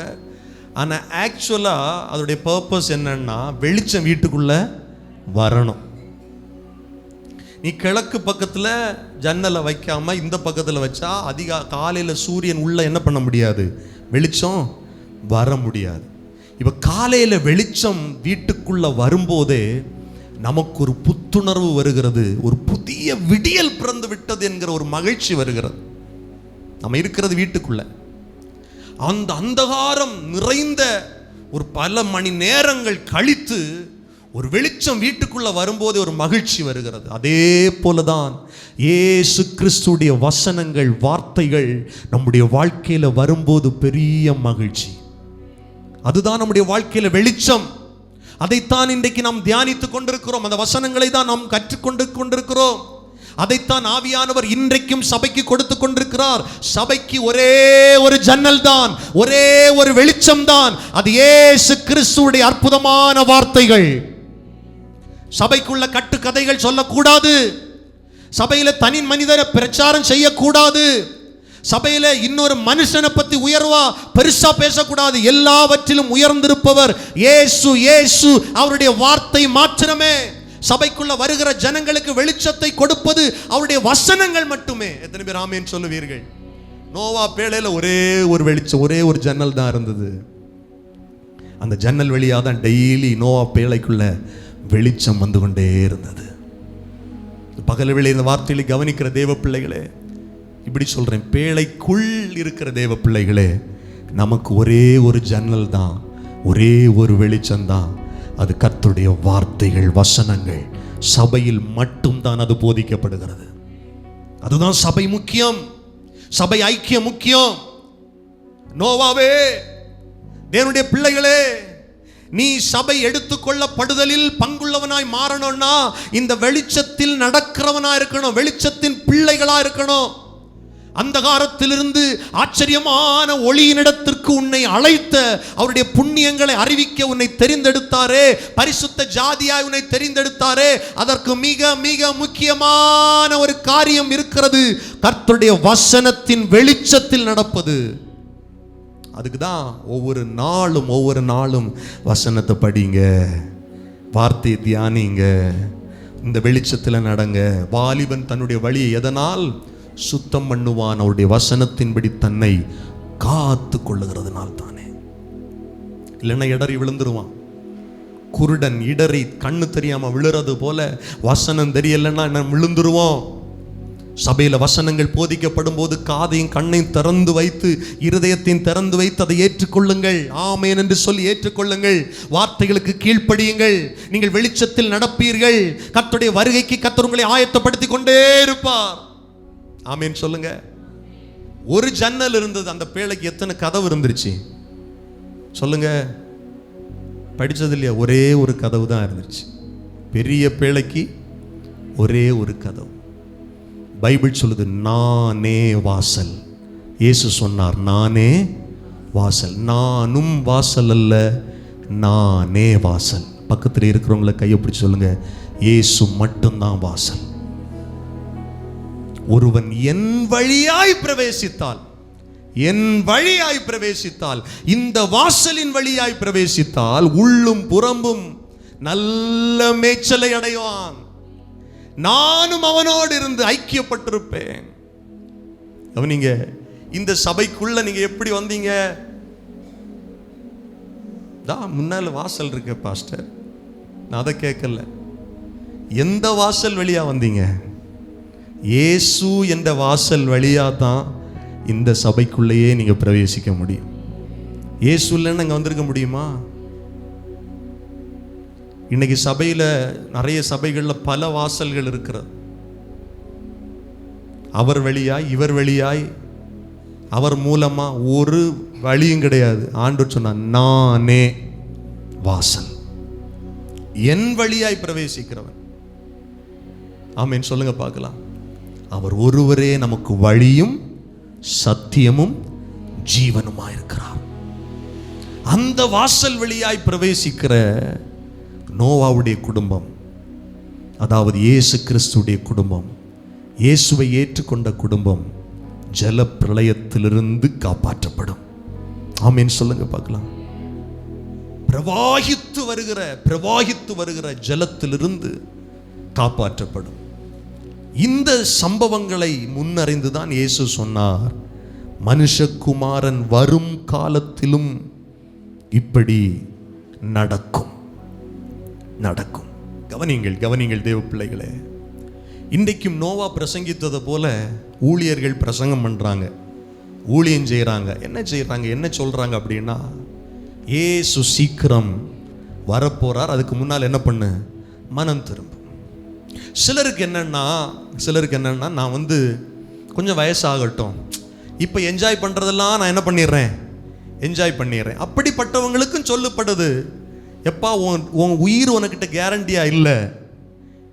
நாளைக்கு இயேசு வரல அப்படின்னா ஒருவேளை அதுக்கு முன்னால் நீ மரணித்து கூட போகலாம். அதனால இன்றைக்கே ரட்சணிய நாள், இந்த சுவிசேஷம் உன் காதல விழுறது தான் ஒருவேளை கடைசி வாய்ப்பா இருக்கலாம்.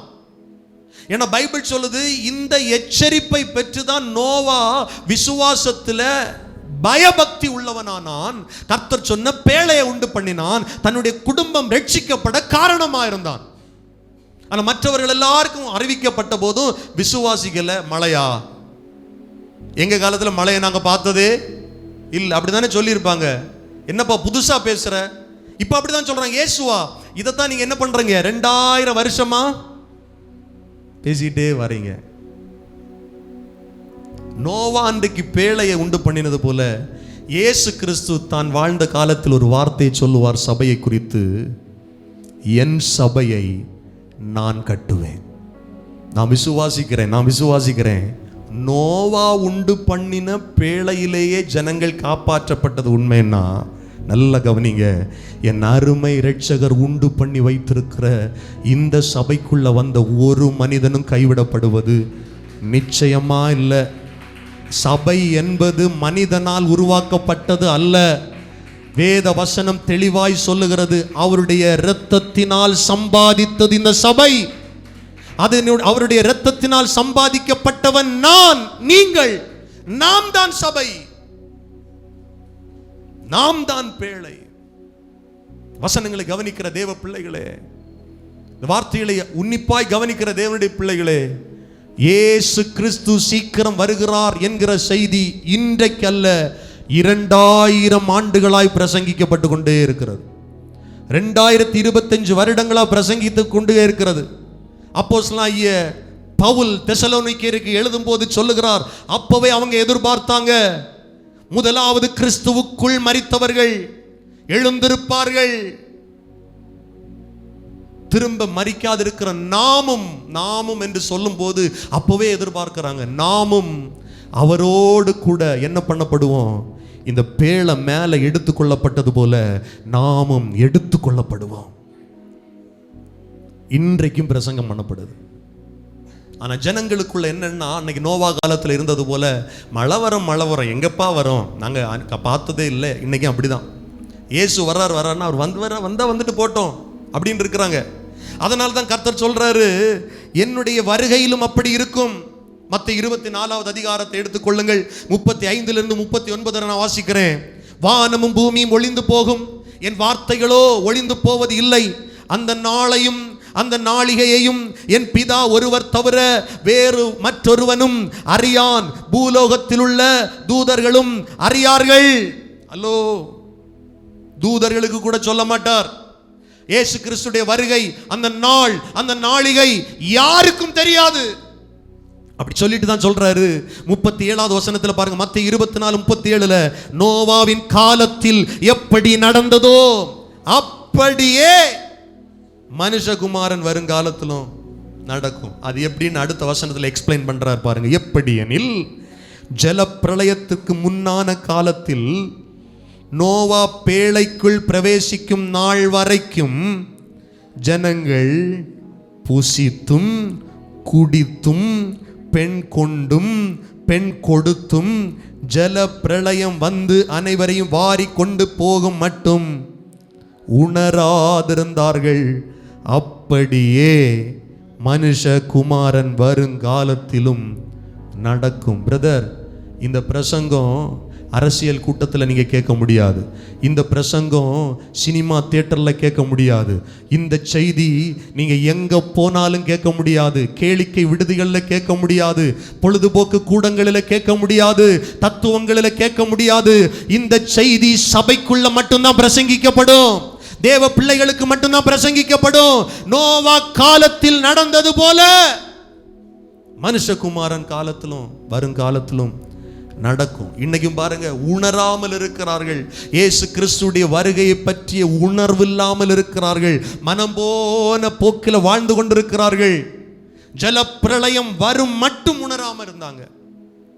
நான் நினைக்கிறேன் முதல் தூறல் வரும்போதே உணர்வு வந்திருக்காது. நீங்க அடுத்த அதிகாரங்களில் படிச்சு பார்த்தீங்கன்னா, கர்த்தர் நோவாவை பேழைக்குள்ள விட்டு யாரு கதவை அடைச்சது சொல்லுங்க? கர்த்தர். சாவி யார் கையில்? சொல்லு பிரதர். கர்த்தர் கையில் இருக்கு. யோசிச்சு பாருங்க. நோவாவுக்கு பிரசனத்தை கேட்டவன் எல்லாம் வெளியே இருக்கிறான். நான் ஏற்கனவே சொன்னது போல நோவா பேழை உண்டு பண்ணதுக்கு சிலர் ஹெல்ப் பண்ணா பாருங்க, அவங்க கூட வெளியே தான் இருக்கிறான். அவங்க கூட விசுவாசம் இல்லாமல் கூலிக்கா வேலை செஞ்சவன் வெளியே இருக்கிறான்.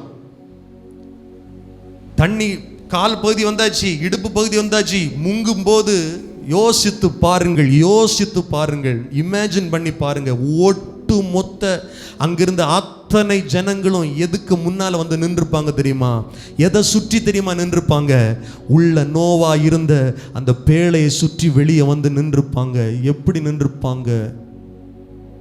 கூக்குரலோட நின்றுப்பாங்க. நோவா, கதவை திற, கயிறை போடு, நாங்களும் மேல வந்துடுறோம். கதவு அடைக்கப்பட்ட பிறகு அது திறக்காது. பிரதர், இன்னைக்கு திறந்திருக்கு பிரதர். இன்னைக்கு சபை திறந்திருக்கு பிரதர். இன்னைக்கு வாசல் திறந்திருக்கு பிரதர். ஒரு நாள் அடைக்கப்படும். எவ்வளவு கூக்குரலிட்டாலும். நான் சொல்றேன், எத்தனை பேருக்கு விளங்குது? தீரவுண்ட வாசல் அடைப்படுமுன் நோருங்குண்ட மனதாய் முன் செல்வோர் யார்? நாட்கள் கொடியதாய் மாறிடுதே, காலத்தை ஆதாயம் செய்திடுவோ. திறவுண்ட வாசல். நோவாவை உள்ள விட்டு கர்த்தர் கதவை அடைச்சார். கதவை அடைச்சார்.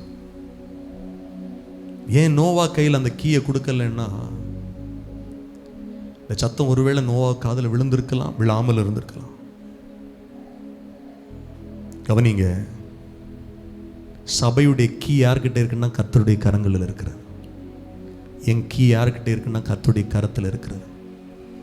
எனக்கு அன்பான ஆண்டுடைய பிள்ளைகளே, இந்த சபை என்கிற பேழையில் கர்த்தர் உங்களை கொண்டு வந்ததற்கு ஒரு நோக்கம் உண்டு, ஒரு முகாந்திரம் உண்டு. நீ உலகத்தின் முடிவில் அழிந்து போகாமல் இருக்கும்படி, உன்னுடைய ஆத்துமா காப்பாற்றப்படும்படி, நீ ரட்சிக்கப்படும்படி கர்த்தர் உனக்காய் உண்டு பண்ணின பேழை இது. பேழை இது.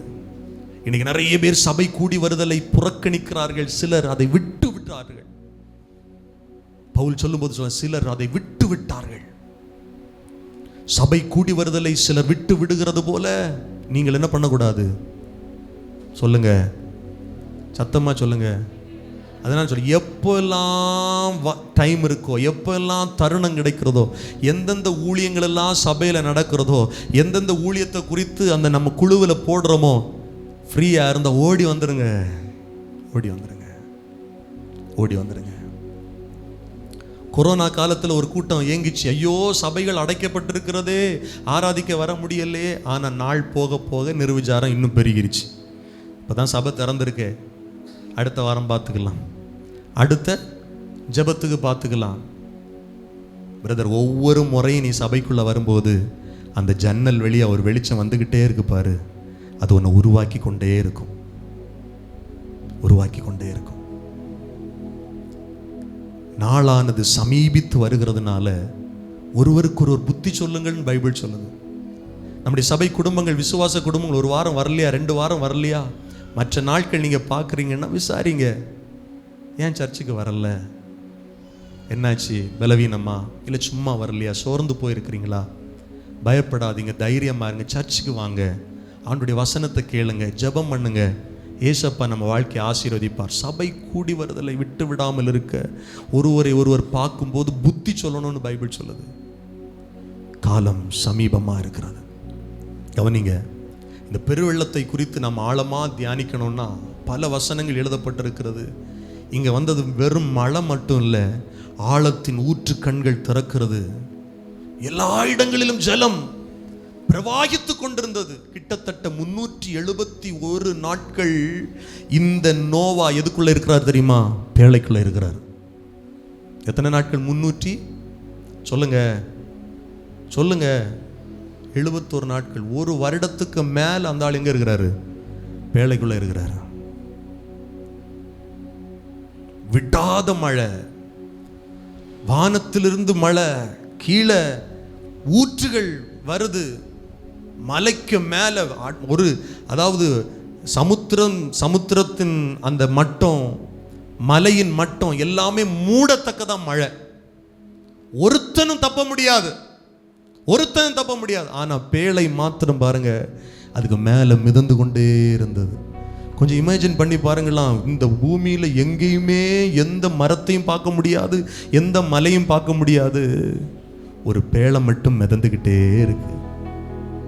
பிரதர், கர்த்தர் நமக்காய் உண்டு பண்ணின இந்த பேழைக்குள்ள வருவதற்கு நீங்கள் பிரயாசப்படணும்.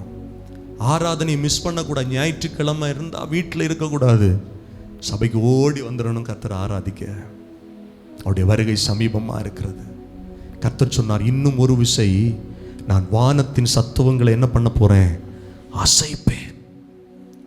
பூமியை கர்த்தர் ஒரு விசை அசைச்சதுக்கே நோவா காலத்தில் தாங்கல. யோசிச்சு பாருங்க, வானத்தின் சத்துவங்கள் அசைஞ்சுன்னா என்ன நடக்கும்? சரித்திர ஆசிரியர்கள் இன்னைக்கும் இந்த ஸ்பேஸை ஆராய்ச்சி பண்ணி அவங்களுக்கு எதுவுமே கண்டுபிடிக்க முடியல. ஃபுல்லா நாம் இருக்கிற இந்த பூமி ஒரு அந்தரங்கத்தில் தொங்கிட்டு இருக்கு. இப்போ இமேஜின் பண்றீங்களா? நாம நிலையா நிற்கிறோம், புவியீர்ப்பு விசையினால நிற்கிறோம். பூமியில வாழ்றதுக்கு கர்த்தர் புவியீர்ப்பு விசையை வச்சு நிற்க வச்சிருக்கிறார். ஆனா இது ஒரு இடத்துல தொங்கிட்டு இருக்கு. ஆண்டவர் லைட் அவர் கையில் அப்படியே ஒரு தட்டு தட்டினாருன்னா, இந்தோனேஷியாவில் நிலச்சரிவு, பூமி அதிர்ச்சி, சுனாமி எச்சரிக்கை எல்லாம் கேள்விப்படுறோம்ல. இதெல்லாம் அங்கங்கேயா நடக்கிற காரியம். ஆனால் கடைசி காலத்தில் மனுஷகுமாருடைய வருகையில் வானத்தில் சத்துவங்கள் அசைக்கப்படும்னா யோசிச்சு பாருங்க, மேலே தொங்கிட்டு இருக்கிறதெல்லாம் உள்ள டப்பு டப்புன்னு வந்து விழும்.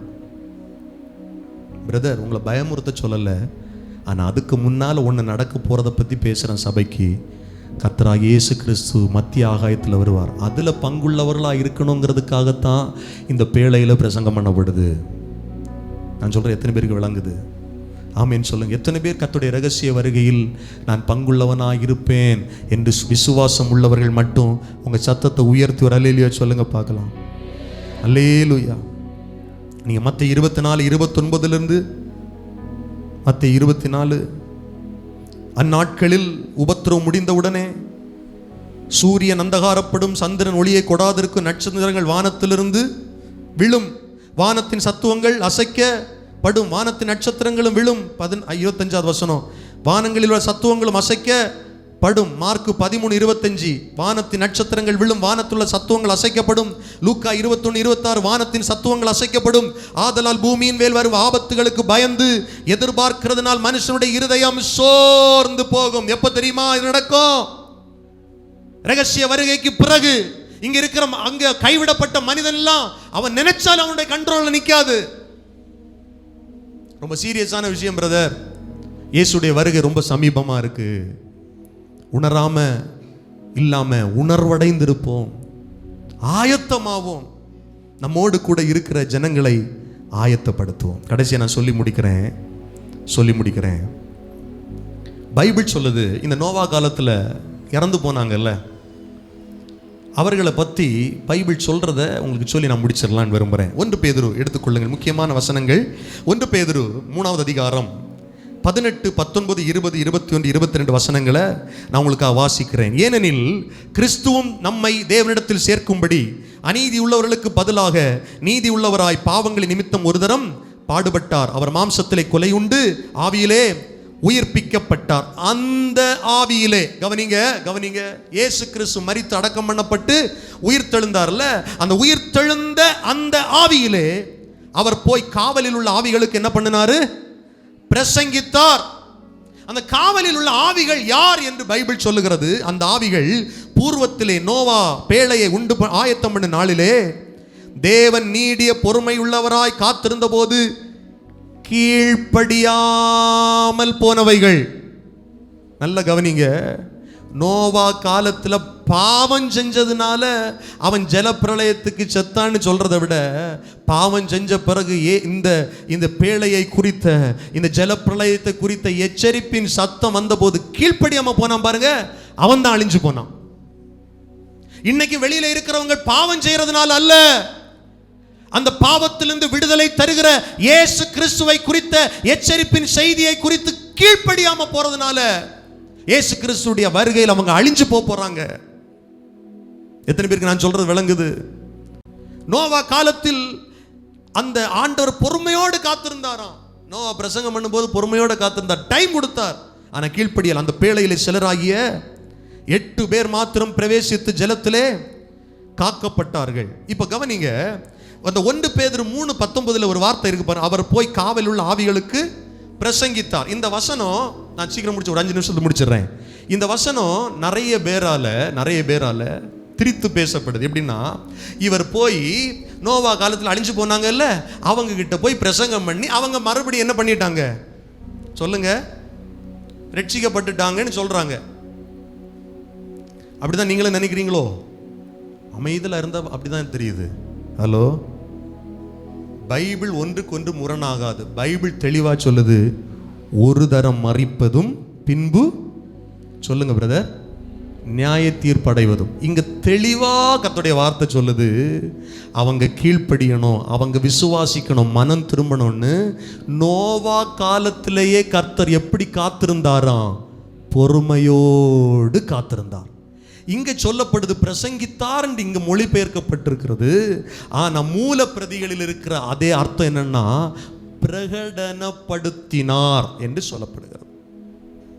என்ன பிரகடனப்படுத்தினார் என்றால், அவர் அடித்து கொலை செய்யப்பட்டு மரணித்து உயிர் தெழுந்து என்ன போய் சொன்னார்னா, நோவா காலத்தில் இருந்தவங்களுக்கு விசுவாசியாம கீழ்ப்படியாம போற அழிஞ்ச அந்த ஆவிகளுக்கு என்ன சொன்னார்னா, பார், அன்னைக்கு ஒரு நோவா வந்து பிரசங்கம் பண்ணினானே, மழை வருது, பேழைக்குள்ளவா காப்பாற்றப்படும். அந்த காலத்தில் அவன் பிரசங்கித்தது வேற யாரும் இல்லை, என்னதான். இங்க பாரு, அந்த நோவாவுக்காக அடிக்கப்பட்ட அடி, அந்த நோவாவுக்காக கண்ணப்பட்ட காயம், அதான் பைபிள். ஒருவரையும் தப்போ யாரும் வந்து நியாய தீர்ப்பு நாளில் வந்து ஐயோ எனக்கு வாய்ப்பு கிடைக்கல இந்த இயேசுவை பத்தி சொல்லணும்னு சொல்ல முடியாது. ஆதாம் காலமா இருந்தாலும், காயின் காலமா இருந்தாலும், நோவா காலமா இருந்தாலும், எந்த காரியமா இருந்தாலும் சொல்ல முடியாது. எல்லா காலகட்டங்களிலும் இயேசு பிரசங்கிக்கப்பட்டார். ஏதோ ஒரு வழியில் மனுக்குலம் ரட்சிக்கப்பட ஒவ்வொரு காலகட்டத்திற்கும் ஒரு வழியை கர்த்தர் ஆயத்தம் பண்ணி இருந்தார். இங்க பிரசங்கித்தார் என்று சொல்லப்படுகிற வார்த்தையை பிரகடனப்படுத்தினார் என்று நாம் எடுத்துக்கொள்ள வேண்டும். பிரகடனப்படுத்தினார். சொன்னார் பாரு, ஒட்டுமொத்த உலகத்திற்காக நான் மரித்திருக்கிறேன், தேவகுமாரன் வந்திருக்கிறேன், அதனால தான் நீ தப்புவிக்கப்படும்படி பேழைக்குள் பிரவேசியுங்கள் என்று 1-2 நாளல்ல, 100 ஆண்டுகள் அவன் பிரசங்கம் பண்ணான். 100 ஆண்டுகளா பிரசங்கம் பண்ணான். நீ கீழ்ப்படியாம போயிட்டீங்க.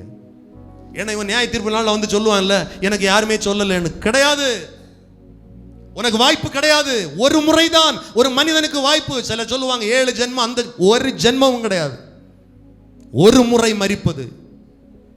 அதனால் நம்முடைய வாழ்க்கை ரொம்ப முக்கியங்க. தருணங்கள் எப்பொழுதும் கொடுக்கப்படுவது இல்லை.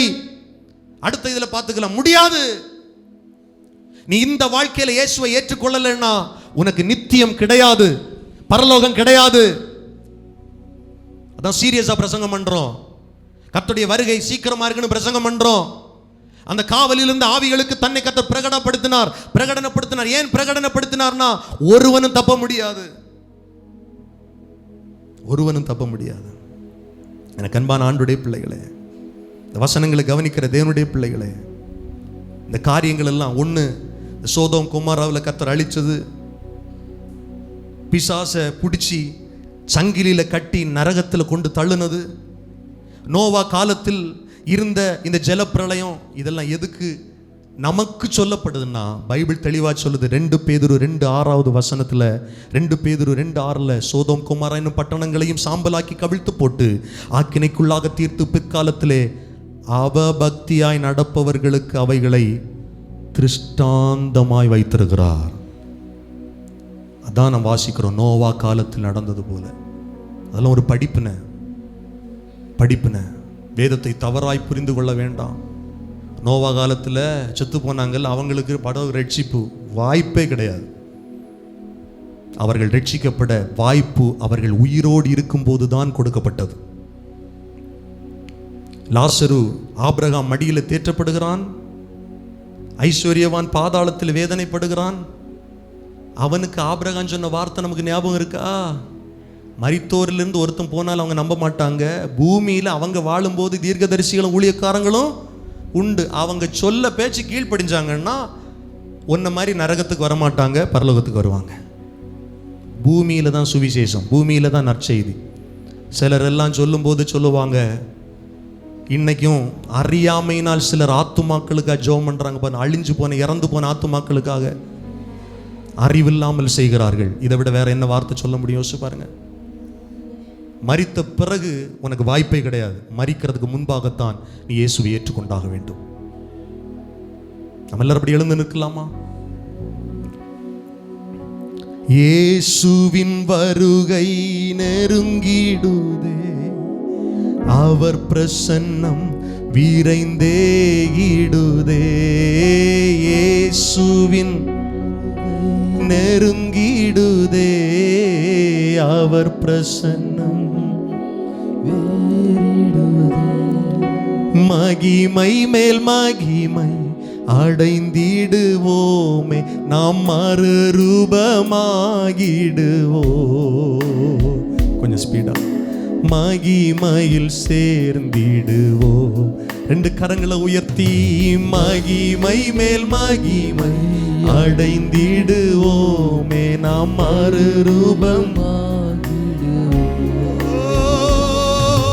மகிமையில். இப்ப என்னோட சேர்ந்து சொல்லுங்க, தேவனின் ஆலயமே, தேவனின் ஆலயம், இதுதான் அந்த ஆலயம், ஆலயமே, மகிமையின் ஆலயமே, நான் தான் நானே அவ்வா. தேவனின் ஆலயமே, தேவனின் பரிசுத்த ஆலயமே, மகிமையே, மகிமையின் நாமே, நாமே அவ்வாலயமே. எல்லாரும் கைகளை தட்டி ஒரு 2 நிமிஷம் சத்தத்தை உயர்த்தி ஸ்தோத்திரம் பண்ணுங்க. ஆண்டவரே, நீர் எங்களை இந்த பேழைக்குள்ள கொண்டு வந்ததற்காய் நன்றி. எங்களை காப்பாற்றும்படி, ஜல பிரளயத்திற்கு நீங்களாக்கி ரட்சிக்கப்படும்படி உங்க வெளிச்சத்தை, வசனத்தை ஒவ்வொரு நாளும் தருகிறீங்களே. நீங்க தான் எங்க வாசல். உம் வழியா இதற்குள்ள நாங்க பிரவேசித்திருக்கிறோம். நீங்க இல்லாம நாங்க இதுக்குள்ள வந்திருக்க முடியாது. இப்படி வருகைக்கு எங்களை இன்னும் ஆயத்தப்படுத்துங்க. வெளியில நிறைய பேர் இருக்கிறாங்கப்பா, அவபக்தியில வாழ்றாங்கப்பா. நோவா காலத்துல கீழ்ப்படியாம இருந்தது போல இன்னைக்கு இந்த சுவிசேஷத்துக்கு கீழ்ப்படியாம இருக்கிறாங்கப்பா. அவர்கள் எல்லாரும் ரட்சிக்கப்படணுமே. 2 கைகளை உயர்த்தி சொல்லுங்க, எங்கள் தேச மக்கள் ரட்சிக்கப்படணுமே. அவங்க கைவிடப்படக்கூடாது ஆண்டவரே. இந்த இடத்துல வந்திருக்கிற தேவ பிள்ளைகள், உங்க வீட்டுல உன் கணவன், உன் மனைவி, உன் பிள்ளை இந்த பேழைக்குள்ள இன்னும் வரல, இந்த அனுபவம் இல்லைன்னா பாரத்தோடு ஜெபம் பண்ணுவி. அந்த நாளில் உன் ஜெபத்துக்கு கர்த்தர் பதில் தருவார். நீ ரொம்ப நேசிக்கிற உன் குடும்பத்தார் இந்த பேழைக்குள்ள கர்த்தர் கொண்டு வரணும். இயேசு என்கிற வாசல் வழியாய் அவர்கள் பிரவேசிக்கணும். கர்த்தருடைய வசனம் என்கிற அந்த வெளிச்சத்தில் ஒவ்வொரு நாளும் நடக்கத்தக்கதாய், அவருடைய வருகைக்கு ஆயத்தமாகத்தக்கதாய் எல்லா கைகளை உயர்த்தி எங்கள் விசுவாச குடும்பங்களை சார்ந்த அத்தனை பேர் ரட்சிக்கப்படணும். ஆண்டவரே, ஒரு மனிதன் கூட கைவிடப்படக்கூடாது. இறங்கும் ஆண்டவரே, அற்புதம் செய்யுங்கப்பா, தொடர்ந்து நடத்தும். இயேசுவின் நாமத்தில் ஜெபிக்கிறோம் நல்ல பிதாவே, ஆமென், ஆமென்.